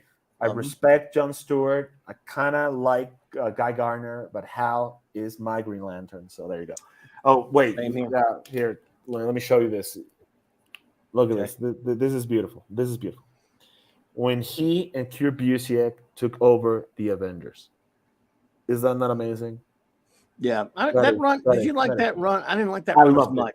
I loved it. I loved every second of it. I think Kurt Busiek, they just... I bought it. I read it. If you're going to compare Kurt Busiek on Avengers to Kurt Busiek on Astro City, you're going to be disappointed. No, yeah. Astro City is his magnum opus. It's his baby. Yeah. Yes. But what he did on Avengers was wonderful. The art of George Perez was amazing. When George left, Alan Davis took over. So, of course, I was there. When Alan Davis left, I think Kieran Dwyer took over, and it was great. Yes, there are two really lame-ass characters that are introduced. Triathlon, oh, my God. Ugh. Who got better, actually. Triathlon got better in Avengers Initiative, written by Dan Slott. That's the best that character has ever been written. And the Silver Claw, who is just the stupidest, silliest character ever. Both costume designs are the worst. Plus, and this is because, I'm Mexican and I do know Spanish, and I'm so sad that George couldn't, correct this. When the Silver Claw makes her first appearance, for some reason, she's talking like Spanish, because she's like of Latin descent. And instead of showing her name in English, Silver Claw, they show the Spanish version of her name, but they write it wrong. Because claw translates to garra, okay? But silver translates to plateada, okay? But instead of writing plateada, the way it's supposed to, they write argentada, as in argent, because argent is like another name for silver. And I read that. I'm like, oh my God, please, no, don't do this to me. I'm liking this comic. Don't make me write a letter and say, come on, please. J.D. Lewis. Check Google Translate. I mean, don't do this to me. But yeah, and the costume was awful. The character was disgusting. Just right. That's the one. It was funny. You're gonna laugh, right? So of course, no spoilers. No spoilers. You go to watch Doctor Strange and the Multiverse of Madness. Starts out with Defender Strange and America Chavez, right? They're running away, and they start speaking Spanish, right? Because the character is Puerto Rican, if I do believe, or at least she's Latin American, and of course she speaks Spanish, and Defender Strange speaks Spanish right back to her, right? Now, if you go to a theater in the United States, you're gonna watch the movie in English, period, right? But here in Mexico, there are a lot of Mexicans that are really, really lazy, and they refuse to read subtitles. So, oh my God! I swear, yes. To me, subtitles are for children. If it's like a Disney movie, it's a Pixar movie, it's okay for it to have subtitles. I mean, for it to be dubbed, because children, they can't read the subtitles at the speed that they're coming out. But if you're, I don't know, over 6 years old, over 10 years old, you should be able to read subtitles. If you don't, you're very lazy. But the problem here in Mexico, there's certain theaters that show the movies in English and Spanish, and there's other theaters that only show the movies dubbed, because it's a poor area where a lot of people are just, some of them are ignorant, some of them are lazy, and some of them just cannot read. They really cannot read because they never went to school, because it's a very poor area. Can't afford school, can't afford movies. Don't ask me. But the thing is, when you go to a theater here in Mexico, if you are of a certain class of people, like middle class or higher, you actually try to go to a movie that is in its original language, right? So I had seen the movie in the press screening, because of my radio show, so I knew that the movie started out in Spanish, and then everybody started speaking English. So I'm sitting at the theater to watch it a second time, and there's a couple next to me, right? And I'm sitting there with a friend who used to be my girlfriend. Now she's my ex, but we're still friends. Whole can of worms I'm not gonna open. But we're sitting there, and there's this couple next to me, and when they start speaking Spanish, the guy next to me goes, "Oh, what? We paid for the English version." And he was about to stand up to go tell the guy, hey, you're putting the Mexican version, you're not putting the original version. And I had to stop him. No, that's how the movie starts. Take it easy. No problem. And I thought it was hilarious, because I know that happened in a bunch of theaters. I mean, I know it happened to me when I went to see the Mary Poppins 2. I went to see it in Cancun with my family, and they put the dub version. The guy, just got confused, and they put the dub version. So like me and like 5 other people from the theater went to complain, because he said, "Hey, we paid for the original audio. We're not going to listen to this horrible dub version." And so this guy was almost about to stand up. I'm like, take it easy. That's how it starts. Take it easy. I thought that was funny. That's wow. So yeah, it's a thing that happens here in Mexico. And let me tell you something. Our new president, he was like just a moron and a half. He wanted to pass a law that every movie that came to Mexico not only did it have to be dubbed in Spanish, which is our national language, it also had to be dubbed in dead languages that barely anybody speaks. Because here we have, before the Spanish came, we had the Mayans and we had the Aztecs, and they speak in dead dialects. I mean, my mom can speak Mayan because she's from that descent, and my grandmother can, but nobody else in my family can because it's a dead dialect. Just very few people that speak it. But our new president wanted. I mean, can you imagine Doctor Strange speaking in Mayan? No, I can't say I could. I just thought it was just, oh my God, it's only in Mexico. My God, why am I living here? I need to go back to the U.S. Come on back, dude. Better, come hang out. Yeah, come on back. I should. We should go to Dragon Con again one of these days. We should, man. We should. I am Muslim uncles, huh? I am so sad that time that we went, I did not wear any cosplays. I need to go back. I need to go there. You need to go back. Yes, you do. Yes, you do. I have a Namor cosplay that would be perfect for it. Athena follower, hello there. Keely Chow, how you doing there?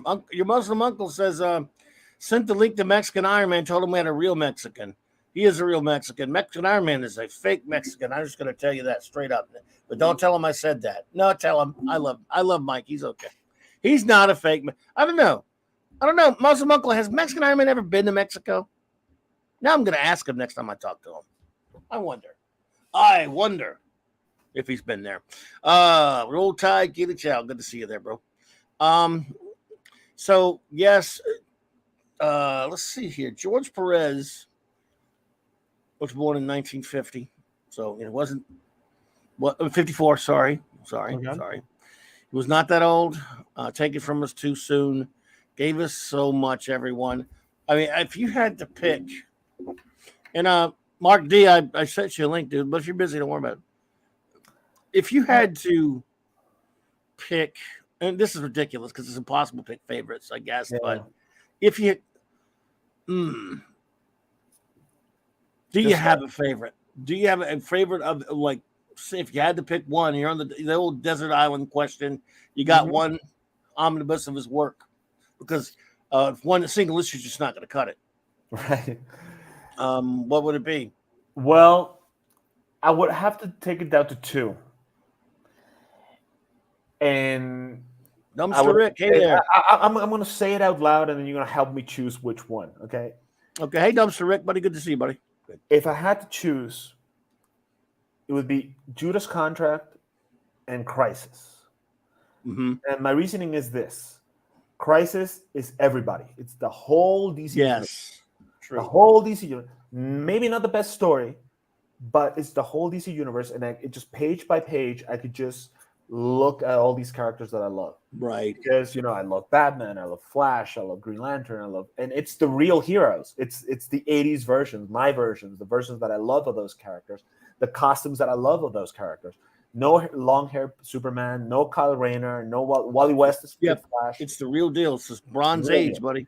So, of course, it's, like I said, not the greatest story, but just beautiful art, page by page, and it's Commandy is there.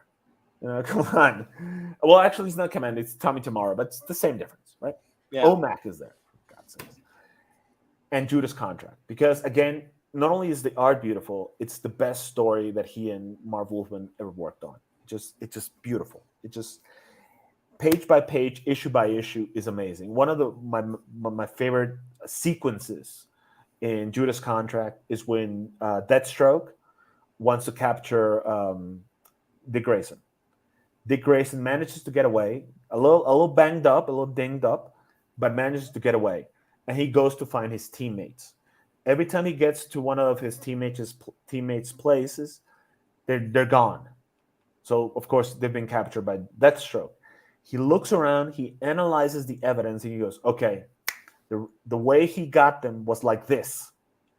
And you see not only the action part of Dick Grayson, you see the detective part of Dick Grayson. He's not Robin at this point. He has not adopted the Nightwing persona yet. It is just him working at the best of his abilities. He managed to evade a man who fights better than him, who's more powerful than him, who's faster than him, who's more trained than him, who's older than him. So, of course, he knows. He's basically Captain America. Deathstroke is DC's version of Captain America. And he manages to evade him because he's just that good. That was an amazing issue. Later, we get Deathstroke's origin told to us by his wife. That whole issue is amazing. Then we get Robin taking on the persona of Nightwing. Again, that is beautiful because the way he talks about it, when he's putting on the costume, he goes, I decided that this will be my new identity.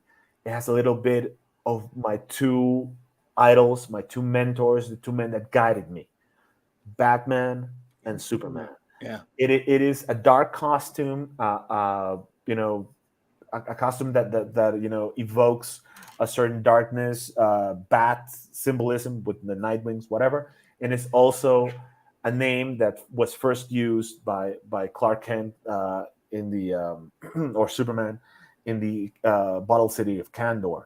So in one fell swoop, he represents the two men that have meant the most to him.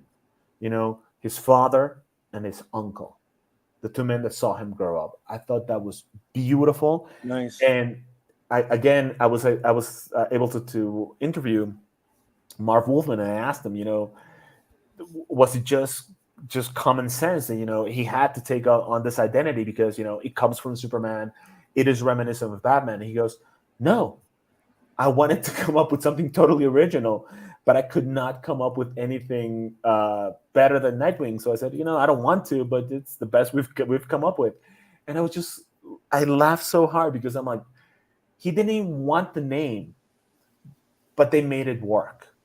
And not only did they make it work, they gave it a bigger meaning. He goes, okay, this is what we're working on. Let's give it some meaning. And they gave it some meaning. They made it special.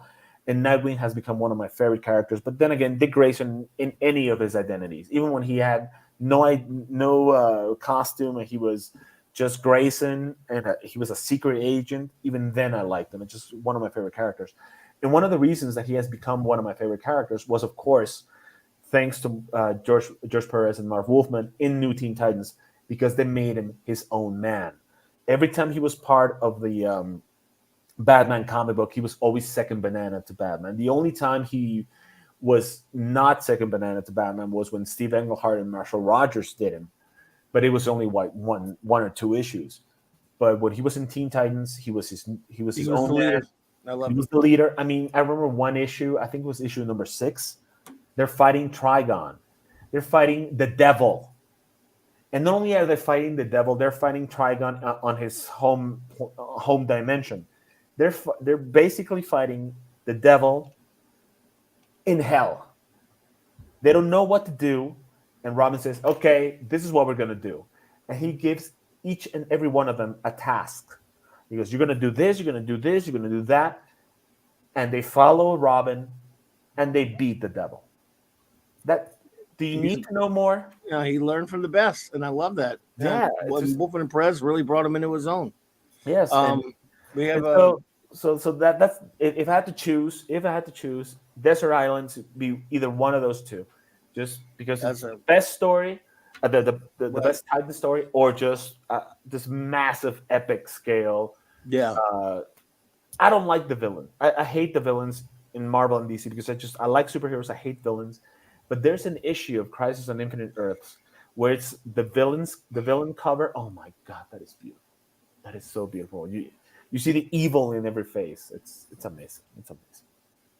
Yep, great stuff. Well, Mark D is joining us here. Carlos, meet Mark D. Hello. Nice to meet you. Good to meet you. You guys are doing a fantastic job of honoring. Thank you. Honoring George. A sad time. Sad time for all of us, but we've lost a giant. You know, those are two good choices, Carlos, because I mean it's tough to, because if you think about it, his art is also at its peak in those comics. Yes. And I mean, which is of course which is important as well, because you could just flip through into when you're not reading the comic over and over again.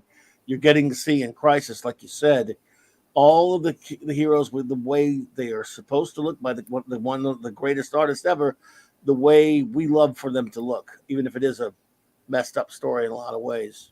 Yeah, and it started strong. I mean, it starts with the end of Earth 3, and you see the crime syndicate, the most immoral, worst people in the world, you know, trying to fight the darkness. And it was like, oh my God, I mean, why? It's amazing, yeah. And only that, Um, and you of course know this. Alan Moore did something similar in Pictopia. Where Oh, yeah. there's this In Pictopia. darkness consuming comic books. Love it. Sadly, the darkness did. It was the 90s. Yes, it was, and he predicted a lot of stuff, including things that would ramifications of crisis and different things like that. So, and let me tell you, with the state of but- comic books right now, that darkness in is Pictopia, back. wow, yeah, it did. He really did predict it. Yeah. So that cover before though, just so amazing with all the Earths there. Yes. It's just Which such a one? great, how the imagination to kind of think of that. I'm not an artist, but when you got to convey that scene and then you decide to have all those planets, in you're talking in a row. about the first that one, yeah, and then right, the wraparound planets for I mean, number one, yeah. just how brilliant is that? How smart is that to do? To do that, it's to think of that, and it looks, if, you say how I'm going to lay that out, right? If you're trying to think about it, you could never touch that, and then just look how amazing that is. It tells a story.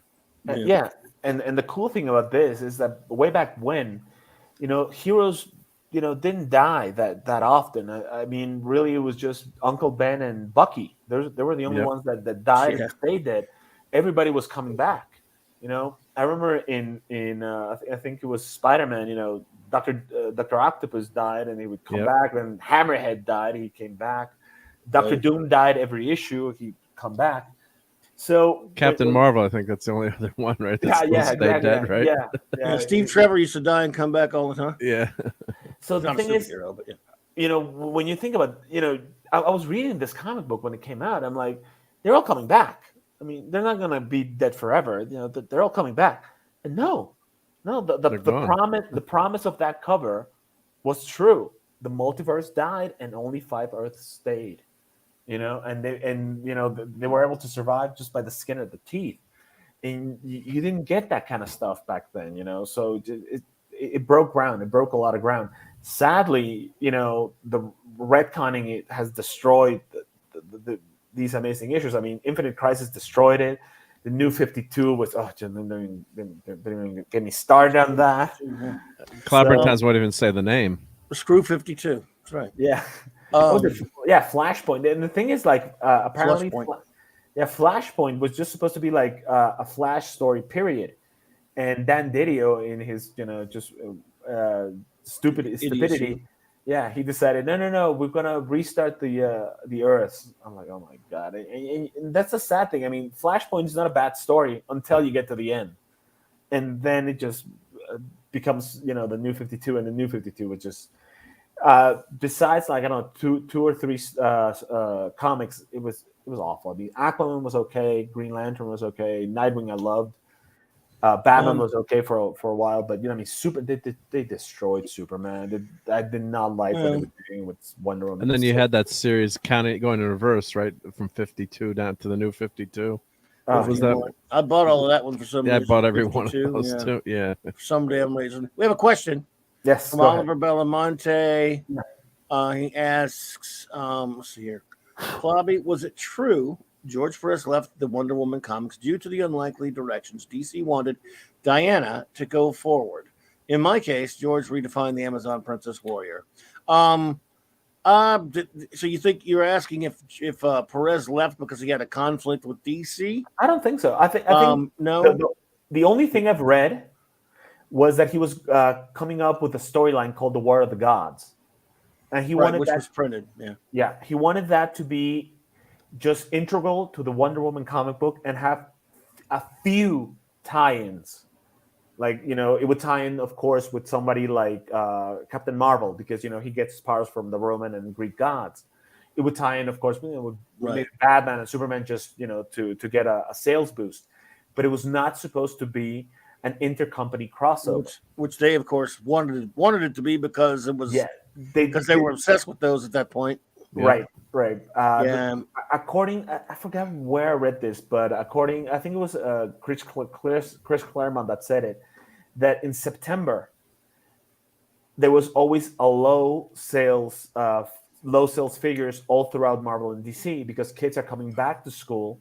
Right. So of course they can't buy as many comic books because they have to buy, all their school stuff. So that's when they came up with the Mutant Massacre, and then later Fall of the Mutants.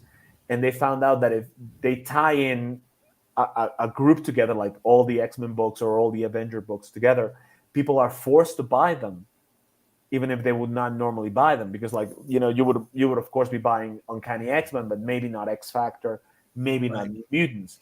But if they're all tied together, you're gonna buy them. And right? everyone's grades went down then too, right? They were reading comics instead of studying. But, hey, Just let me tell you kidding. something. I always got 6s or less, but I didn't care because I was reading comic books. And as Mike can attest, my memory has all gone to comic book history. Nothing. There's nothing left. There's no more room Yeah, for anything in else. his case, his Don't ask forte is actual details of stories, whereas mine is all amazing. about the history of what's going on behind the scenes and the artists and the writers. He knows all the. He could tell you what everything that happened in a comic he read in 1981. Something like I that. wish I could do that because, but I'm out of room too. I can't remember half the stuff I read, which is sad. Let me tell you, I had no social life. Plus, I was not paying attention in school. Everything here was comic books. But like I was saying, that's when they decided to always do those crossovers. You know, those right in September, and they did not have anything prepared at DC for like an intercompany crossover. They had no ideas.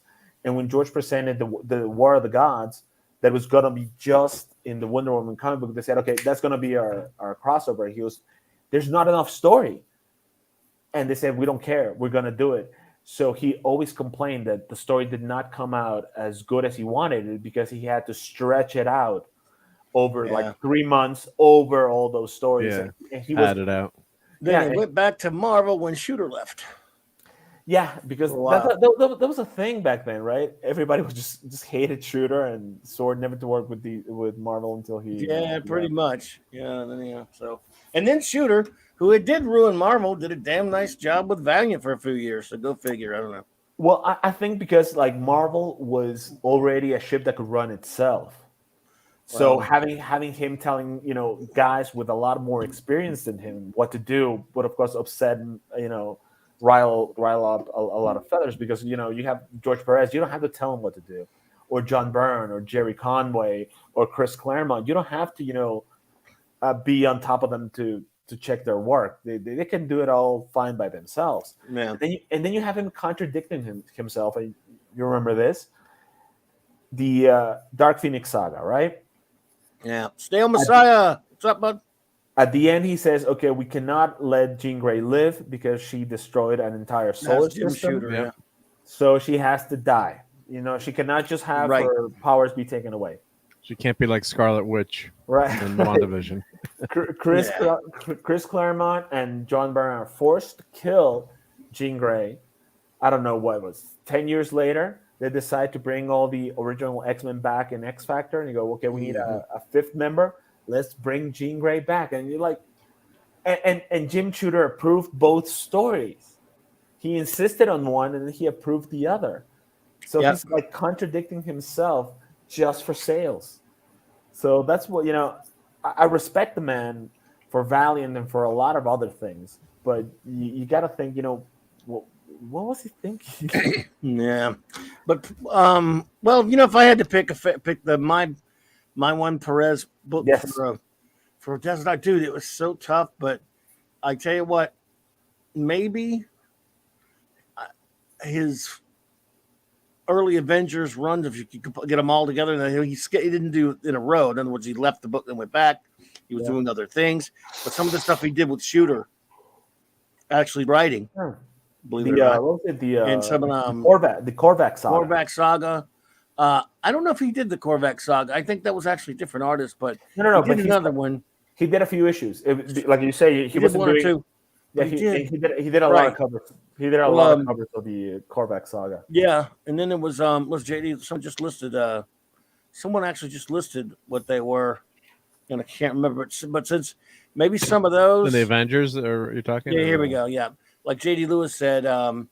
He said, while I just loved Busiek and Perez's run on Avengers, I absolutely adored Jim Shooter and Perez's run on Avengers. Just reread the Final Threat Epic Collection last night.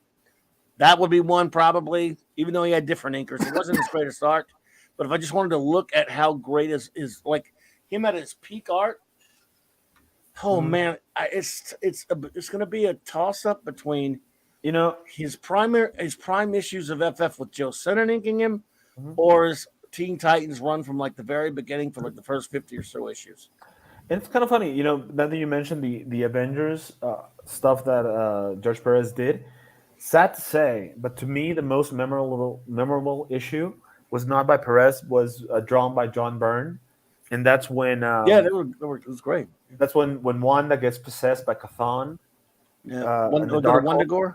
Yeah. When they go to Wondagore, she gets possessed by Chthon, and she's like lifting her hand, and all the Avengers are like hanging upside down. When I saw Doctor Strange and the Multiverse of Madness, I'm like, oh my god. They're doing that. They're doing that Chthon, Wondagore stuff, and it's kind of fun because those comics. Not a lot of people read them because they're old and nobody reads. And those really hold up. In fact, I'm going to talk about them this Wednesday on the show because nobody knows who Chthon is. Nobody knows who the Darkhold is. You have to school them on that. Mark, do you have one? Is there one that, like, if you're on the desert island, you get to pick one Perez comic? Yeah. We're going to cheat like Carlos and I. Yeah.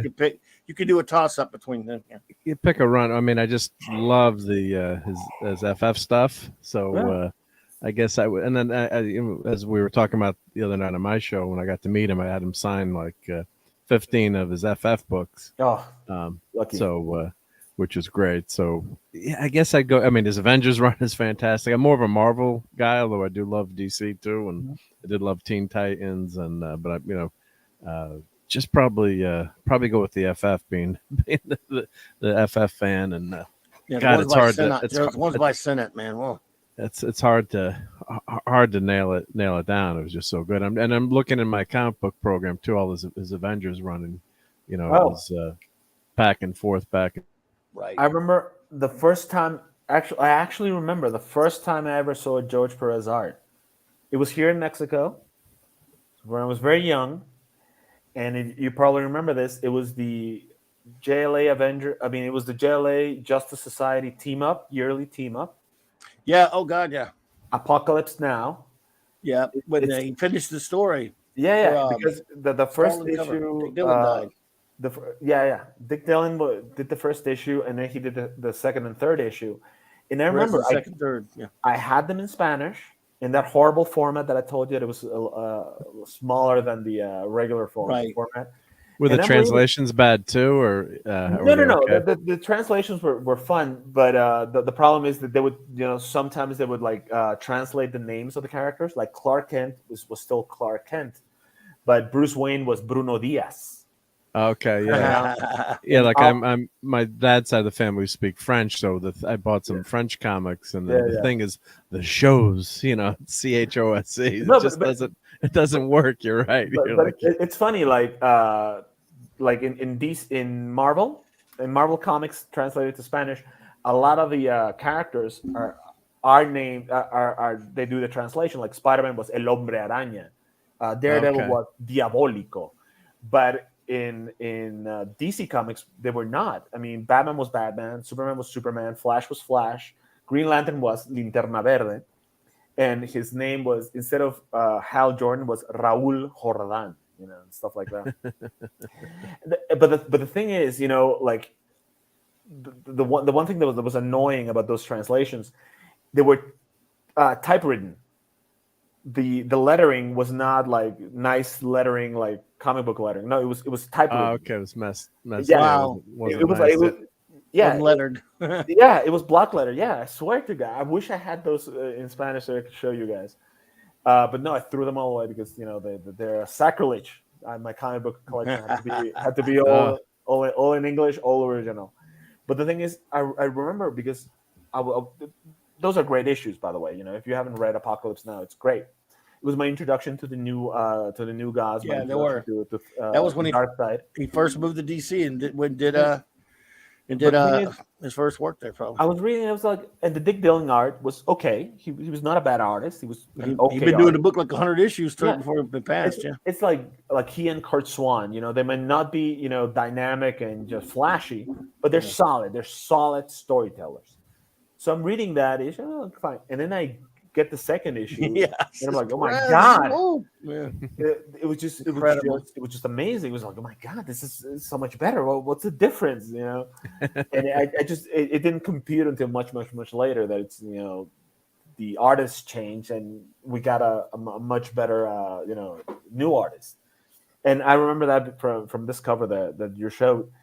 Now, of course, when we're talking about what storylines we would take to a desert island.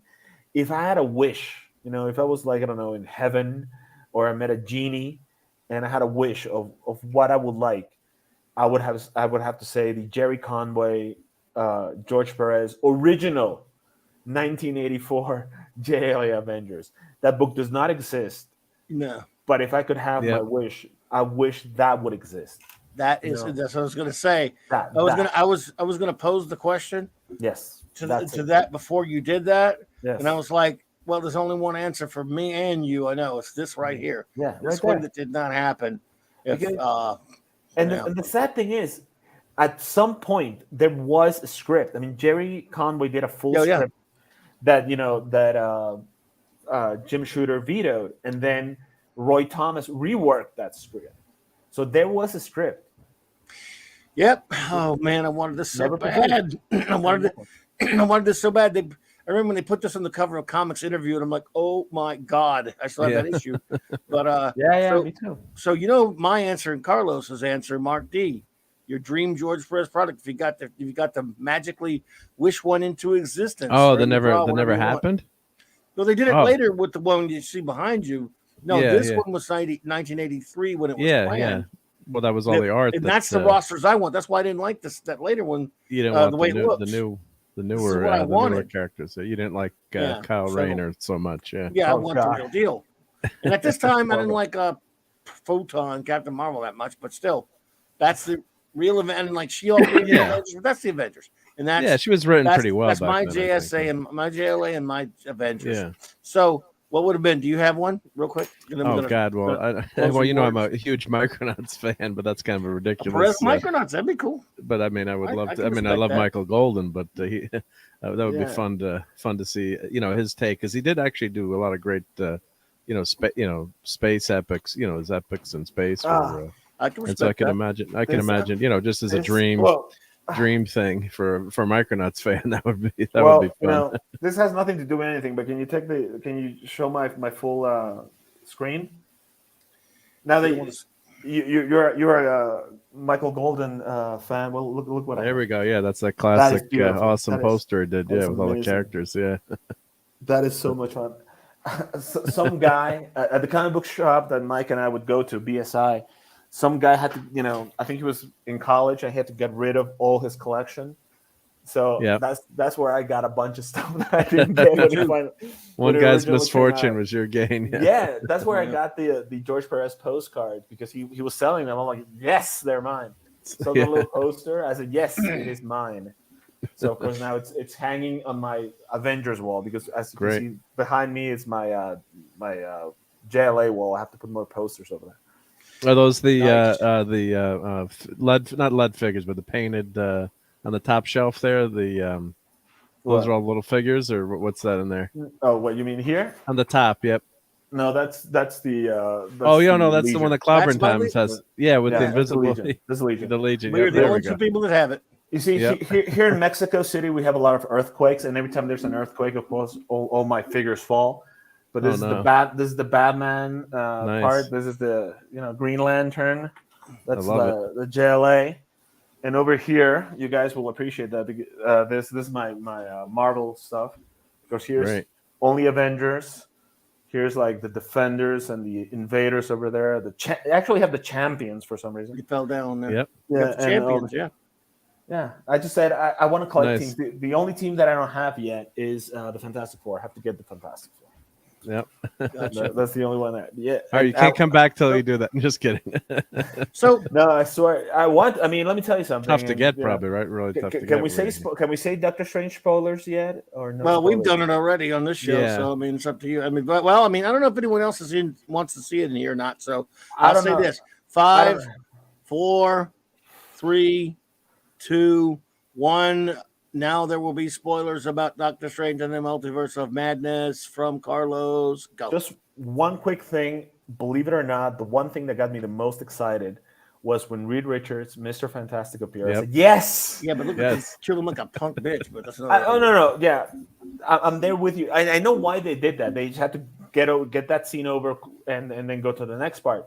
But the Right. thing is, I like that he's there, and I like the actor they chose. And it was the second I saw the fan casting of John Krasinski, I said, Considering yes. it came from fan Yes. casting, yes, of course. Yeah. Fans always do it right. Yeah. Except he wouldn't have died so easily. Sorry, we Well, agree there. Yeah. I mean, come on. I'm not getting into that one. Come on. Yeah. And then not only that, Black Thanks Bolt. a lot, Come Mark. on, Black Bolt does not die like that. Yeah. Oh, so You know? that first of all, another thing, I'm sort of spoilery. Since when? And now you would know this, Carlos, because unless they've changed this later, since when does his powers work like that? When the way he killed that other Doctor? Oh, since it was in When Vision did they start Quest. doing? Oh, in Yeah, that case, it doesn't count. It was in Vision Quest by John Byrne, of course. Oh, there you go. Where Boris he decides that her hex powers do not, because before when it started, her hex powers were supposed to affect probabilities. It was right? like a random thing, right? It was just Well, random things would happen almost, right? Or like you said, if she wanted a branch to fall down. No, she we're not would- talking about that.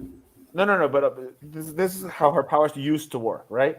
She would shoot a hex, and then the branch will fall down because she controlled the probabilities that branch would have a fault, and that's why it would fall down. And then John Byrne redefined her powers that she would change reality around her. So the thing is, if the gun didn't shoot, or if the table broke, or if the branch fell, she made it so that since the beginning of time, or since the creation of that gun, that fault was there. It wasn't a fault that appeared at that moment that she affected the probability of that gun misfiring. It is that she created when that gun. She changed the creation of that gun. Now I was talking about Black Bolt. Oh, why what do you his mean? powers work like that? Where Oh, he they can don't. They don't. Say that was so stupid. Where he could No. stand in front of you and No. kill you, but nobody else. No. Oh, no. They don't work like that. No. I was like, when I saw that, I'm like, No. is They this some don't kind of work like modern shit someone did? What the? that. No. well, That was so that's stupid. what they do because it works better for a movie. Unfortunately, it's easier to write that way. No, The thing man, is- he's not supposed to be able to talk. That's part of his torture. No, I agree, but yeah, Part of his it's easier pathos for is that. yeah. The reason they did it is that if they don't show it like that, somebody has to give exposition and say Black Bolt's power, blah blah blah blah blah. So what would have had to happen is like everybody had to teleport out of there, and Then he just uses leave. it. And Fine. That's better than do that shit they it's did. Black Bolt, and Right. That Doctor was so Strange dumb. alone on Titan, and then he doesn't say I'm sorry. He just says and that's it. Boop. Not only does Strange explode, the entire planet. of Everything Titan goes. It was so. explode. Yeah. I Yeah. hated it scene so bad, especially But when they killed him. But Anyway, don't you we're gonna remember? get off Don't that. you remember after the introduction of the Inhumans, Maximus creates this barrier that isolates Yeah, the Great Atlan Barrier. from the Yeah, the Great yeah, Barrier. It separates Earth from Atlan, and then the only way to destroy it is by Black Bolt saying one single syllable, destroys the barrier, and it almost destroys Atlan. So yeah, that's how his powers work. Well- So if she takes away his mouth, which she can do that, she can affect reality. That's one thing. Even if he screams, the scream doesn't go back towards him. All he has to do is not say anything. Yeah, it was so stupid. But And anyway, also- Yeah, he kind of they made him scream because he was upset that he lost his mouth. It's like Black Bolt's been trained never to make a Yeah. noise even when he's asleep. it's garbage. That's his bad. character. But Yeah, that was a Raimi thing to do, just to have that kind Raimi of crazy being silly. death. Yeah. You see a lot of Raimi in a lot of the movie, which is not a bad thing. It's not a bad thing, actually. Well, back to George Perez, everyone, because we're Yes. about to close it up here, and I want to give everyone a chance to say some final words about the late great master of comic book art, George Perez. So, Carlos, if you could briefly just give us your final thoughts and maybe farewells to, well, we'll always love him. We'll always be saying, we'll never say goodbye completely to Mr. George Perez. Well, I just have to say he's one of the artists that shaped my youth.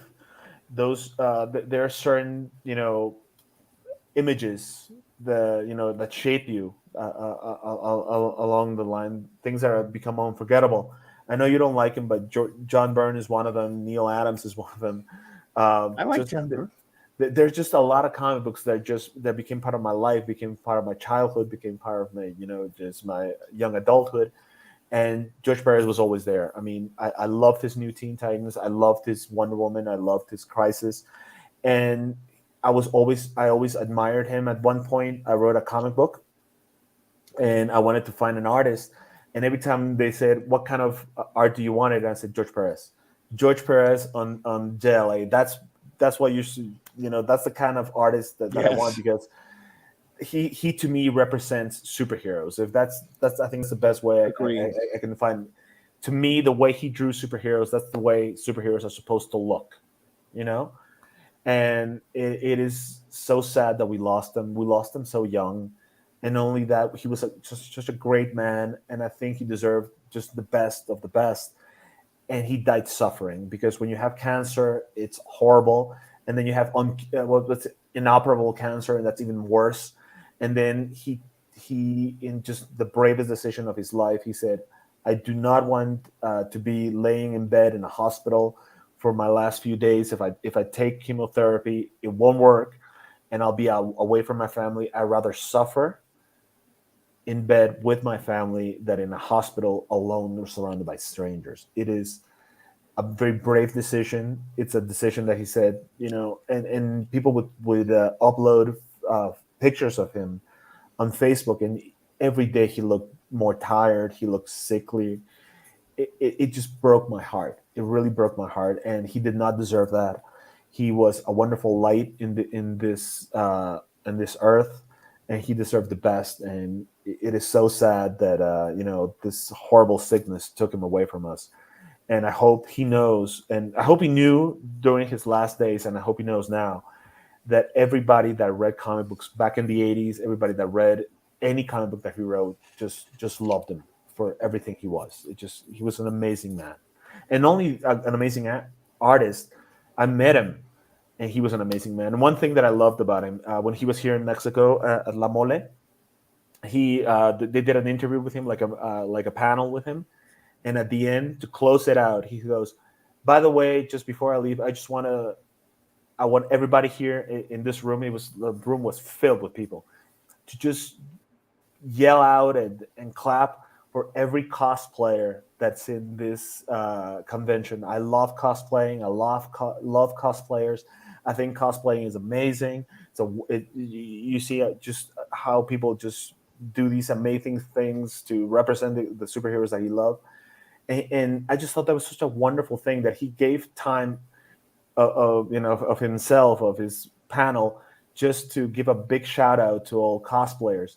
And it was kind of fun, because that day I was dressed up as Captain America with my Captain America cosplay. And I said, I'm going to ask him for a picture, and I know he's going to say yes. and I went. So I have two pictures with him. One with the worst cosplay that I've ever had, which was like a bad wrestler type character, like a Batman themed wrestler. And I have a picture with him dressed up as Captain America, and he was so happy to just to pose for that picture, as he was happy to autograph my Focus on Josh Bridge. He was a wonderful human being, and just we lost a great man. We lost a great man, and it's so sad. It's very sad. Hey there, Dr. Coffin Nails. Good to see you. Thank you for popping in. Thank you for that, Carlos. Appreciate that, buddy. That was very well said. Mark, any final closing thoughts? And we're saying goodbye, but we'll always be with us with his art. So yeah, any such a closing words now? Yeah, just Carlos said it so well, so beautifully. But to add to that, I think, I don't know if accessible is the right word, but maybe that's because his art was so good that it was just so easy to follow and easy to read. as a young kid, maybe you didn't notice. I always say who the artists were. When you're 8, 9, 10, first reading. But he was just always so easy to follow his books. I just loved the style. It was just so clean and easy to. He just told the story so well through that artwork, and that's what I think was just so amazing about what he did, and he just brought so much happiness to everyone who read him, and even if you didn't know who he was per se, if you didn't follow the artist that closely, but everyone read something by George Perez if you read if you're any kind of comic reader, and just it's a huge loss. And we talked about him last night. My dad died from the same cancer. God, it's hard to believe it's 2016, and and at the end, it's it's tough too when you're not gonna make it, and it's really tough to to keep on. And it seemed like he always had a smile on his face, and really faced it with a lot of courage. So God bless him for that, because I know it's something tough to face, but sometimes people just have a lot of grace in the end, and realize what's important in life. And I'm sure comics were important, but I'm sure even more important was to be with his family, and to be able to enjoy all that. And he did get to enjoy having everyone laud all those accolades on him. I know that had to have touched him, just to find that out, how much people appreciated him, and sent him notes. And I talked about it last night, and I just clipped that video from us talking about how I met George Perez, and I'll throw the link in if people didn't see it, but I'd clipped that section talking about how my son was about a 5-year-old, and asked George in his squeaky 5-year-old voice to draw a sketch of Cyborg, even though he wasn't supposed to be drawing sketches that day. And George said, "Oh, you asked so nice. Of course I'm going to draw you a sketch." So it was just such a friendly guy too, to meet him, and get to talk, just that one time. And sometimes you meet some of these people, and I'm always give him a benefit of the doubt. Maybe that a long day, but he was just so damn friendly and so nice. And of course you could be like, and I've noticed that in life too, some of the best people, the most talented people don't show off or say what they've done, or who I am. I'm George Perez, or I don't need to be here, or spend the extra time with you. But he was definitely not that kind of guy, and that's what's important. So just loved his artwork and his storytelling, and it was just such an amazing style that he had. That he's in the top. He's obviously in the top 10. I'm going to say, right. That's not a stretch to put him in. No, top 10. I mean, he could be in the top 5, or wherever you throw these numbers. He's one of the all-time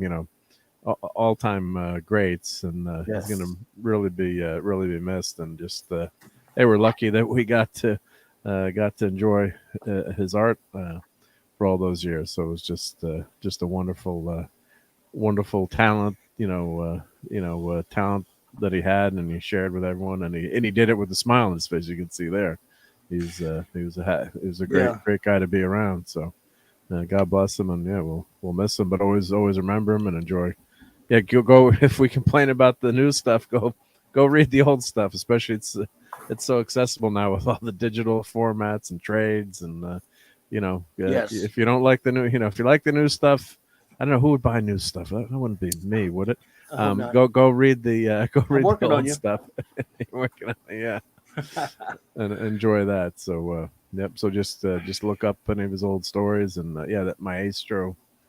My God, that storyline that was Future Imperfect, Future Imperfect, with the and that's I had the action figure from that when it came out with all the Wolverines. Me too. I got that one. With the skeleton and all the shields, and my little nephew was like, "What did Hulk do to Captain America?" And he was like crying, like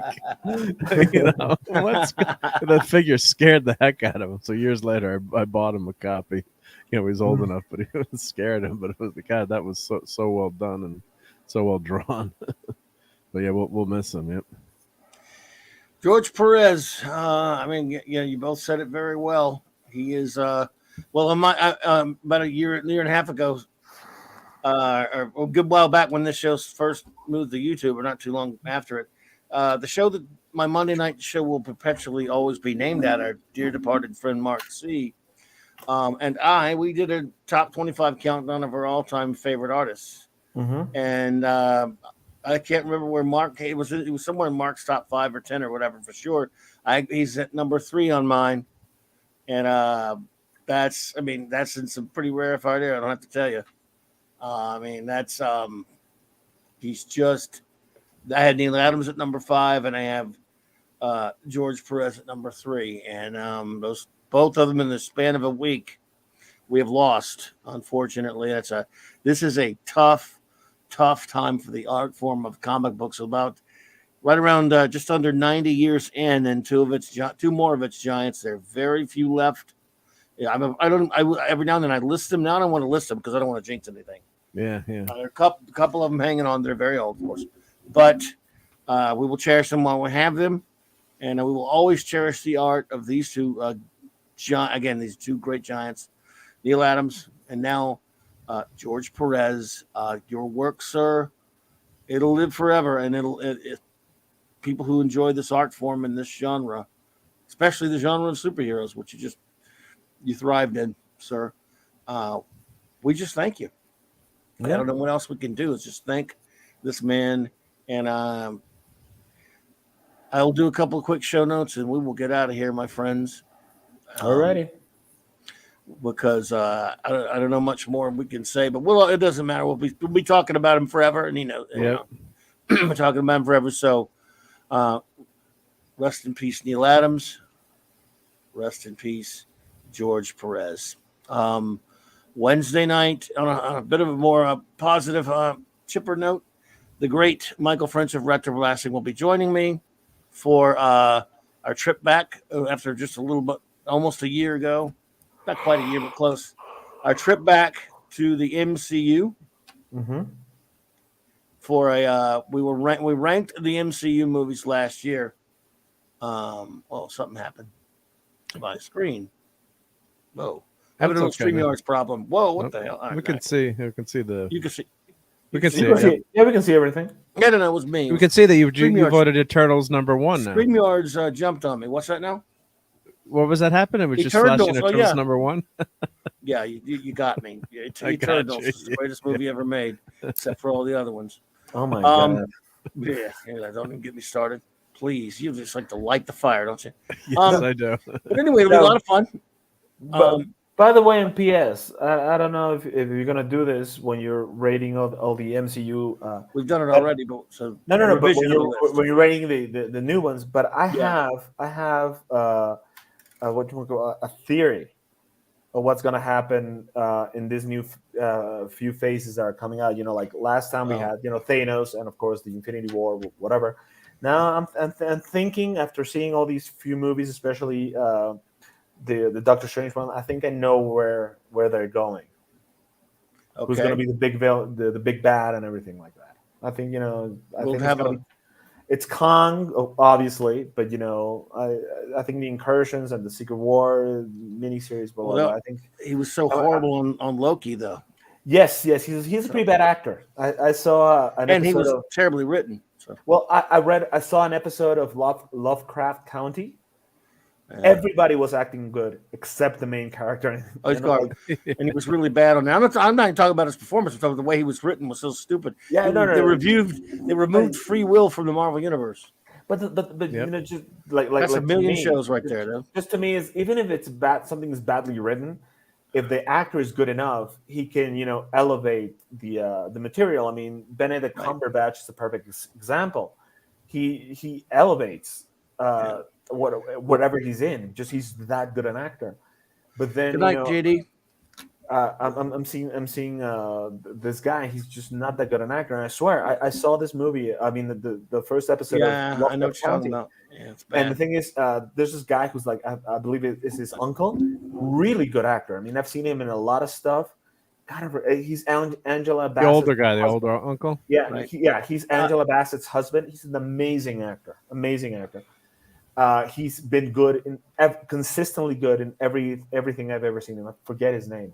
And the girl who plays the love interest, she's the one that played Black Canary in the Birds of Prey movie. she's a really good actress. But this guy, I The mean, Smollett girl. Yeah. Right. yeah, she's Well- really good. In Lovecraft County, she's very, very good. She's not that good in I Black don't watch Canary that. That because, show's garbage. but you know, Birds of Prey was really bad. But she did her best. But the thing is, I saw this show and everybody's acting well, and this guy is he's just boring. I'm like, oh my god, he's gonna be Kong. This is so horrible. That's why I watched the show, just to see if he was good. I mean, Terrible. you have a guy like Well- Tom Hiddleston. You have a guy like Tom Hiddleston. He made Loki shime because Loki in the comic books is just a very boring character, except when Walt Simonson did it. But every time anybody's ever written Loki, he's just been a very boring villain. And Tom Hiddleston did amazing things with him. And this guy he's I don't know. Well, Hiddleston made Loki a star. Yeah. Well, Ways, but yeah, because he was so great in that role. I mean, Yeah, that's why they gave him a series because he could sustain a character for 6 episodes. But this guy, I mean, I don't know. Maybe he's gonna be gonna get better by Ant-Man 3, but I doubt it. But yeah, I think he's gonna be like the cause of the incursions, and I'm trying to get and now that they don't have weapons to fight him because the Infinity Gems are destroyed or the Infinity Stones are destroyed. They're paperweights. But yes, but you have the Eternals, and their machines now, and they have the Unimind, and I that's can't very get into powerful. that now. I want to kill everybody in the universe right now. That's very powerful. we And need the also, ultimate nullifier to just wipe everything out. See, the 10 rings. I think the 10 rings are going to be the key to defeating Kong. For some reason, I have a feeling that's why they're so powerful. So I'm thinking that's why because I mean what other reason is there to introduce Shang-Chi into the greater Marvel no reason the way they did it. Yeah. I I mean, I thought it was gonna start out really good as just a regular kung fu I'm not adventure. we're gonna review every movie now. No, just I think this is where the fourth phase is going to set up Kong as the as the destroyer of the multiverse. Yeah. That's where my theory is going. I'm gonna. Well, if you want, we could do a whole show where you theorize on that. That'd be great. Yes. Yeah. Next Monday, if you want to come on and theorize on that. Sure. I'll have it all written down. I have it all written down Okay. with like justification. Marvel MCU theories. Yes, I'm serious. We can. It's just, No, but and let me That tell kind you of something. stuff is fun to talk about. Yeah. When I do my theories, I always try to base them on logic, as opposed to people just saying Tom Cruise is going to be superior Iron Man in Doctor Strange, because at some point in the late 80s, early 90s, somebody asked Tom Cruise if he wanted to be Iron Man. and I wouldn't really watch it. I wouldn't watch that. No. But the thing is, like, when people That was come a big rumor. Yeah. Well, when people come up with these theories, they make no sense. I remember I read a theory a long time ago when Batman versus Superman came out. I'm in hell. And people were theorizing, or the rumor mill was going on, that at the end of Batman versus Superman, it would turn out that Ben Affleck was not Batman, but he was Deathstroke. And at the last act, at the last moment, Christian Bale would walk in, and he was going to be the Batman in this universe. And I'm like, that is so ridiculous, people. I mean, come on. that doesn't even count as a theory. That counts as somebody's, moronic nightmare dream thing. It's stupid. Well, so I theorize within logic. Whatever theory you have, Matthew Pounder's not going to see it if you pay. Oh, really? That bad? Why? A lot of people don't watch that shit. He's fed up with Marvel, I guess. Yeah. Oh, really? Yeah. I watch everything. I watch Bloodshot, for God's sakes. I watch everything because I give everything a shot. Yeah. If it's bad, then I bitch about it. Well, I give everything a shot. But even though I do too, I don't blame anyone for saying I don't want to watch that shit anymore. I don't blame. I went to see Morbius, and I knew it was going to be bad. That's a little bit extreme. Yeah, I knew it was going to be bad, but I said I have to watch it so I can I've never seen it. Is that bad? No, it's a shame. horrible. Yeah. I can't believe It's you. horrible. Well, So because the thing is, like, nothing happens. Oh my god. Just nothing happens. But the thing is, here in Mexico, people think that being a fan of DC or being a fan of Marvel or being a fan of Star Wars means that everything that comes out from these companies has to be the greatest. You know, if you're a fan of Marvel and it's a Marvel product, it automatically has to be the greatest. And not necessarily, it can be good or it can be bad, but you can still, you know, be a Marvel fan. You know, it doesn't take anything away. Yeah. So when Morbius came out, you know, I went on my show and I said it's horrible because of this, because of this, because of this, that. And a guy actually asked me, "What were you expecting?" I'm like, "An entertaining movie." And I wasn't expecting I wasn't expecting Citizen Kane, but I was just expecting to be entertained for 2 hours. I mean, that's the least of what you can expect from any movie. I mean, the same thing when I went to watch Eternals. I'm like, "Oh my god, can this thing please be over?" It's a piece of garbage. It's taking forever, and it's making no sense. If they're created like robots, why is one of them mute? Why is one of them a child? Why is one of them fat? They're creations. They can be perfect, you know, like Machine Man. We've beat the hell out of that movie when it came out. But it makes no It was a sense. piece of trash. The woman that can speak to the Eternals speaks with a horrible Mexican accent, Salma Hayek. Why? She's a robot. She's supposed to speak with. She can speak every representation. language. It's called representation. Yeah, Don't you know anything about that? If she's a creation of a perfect machine, you know, Representation. she can speak makes no every language sense. with no accent. But Salma Hayek can barely speak Spanish, and this I know because I've seen a lot of her movies. And I'm not saying she's beautiful. She's a beautiful woman. She's a beautiful woman. But she's But her Spanish is very bad, huh? No, All right, her everyone, I'm English is signing very off. bad. We'll continue this when we're It's done. horrible. Okay, yes. I'm Sorry. signing off, everybody. Thank you all so much. With respect to the great George Perez, I will just end it without doing an end credit singing. But I want to thank the great Carlos from Comics Mania. And please, everyone, by the way, I put the link to his channel. Thank you. It's in my description below always, but I want to put it in the chat first. Thank you. So anyone listening now or on the rerun, please, there we go, right there. Make that at work. And please, everyone, go to his channel and subscribe if you have not already. Thank you very much. No problem, dude. I put it in there. I'll keep it down in there. So I hope that worked. I keep it in the description below. Thank you all, everyone. See you all Wednesday night, I hope. Thank you. And again, just like Kello said, thank you so much, Clobberin, Mark, DC, and Carlos, for a wonderful live stream. Thank you so much, man. We appreciate you all being here. Thank you. And thanks, of course, also to my great chief engineer, the great Mark D with a C. Thank you for having me. And we won't have any end credits tonight, and just as a tribute to the great, we will end in silence. Thank you, George Perez.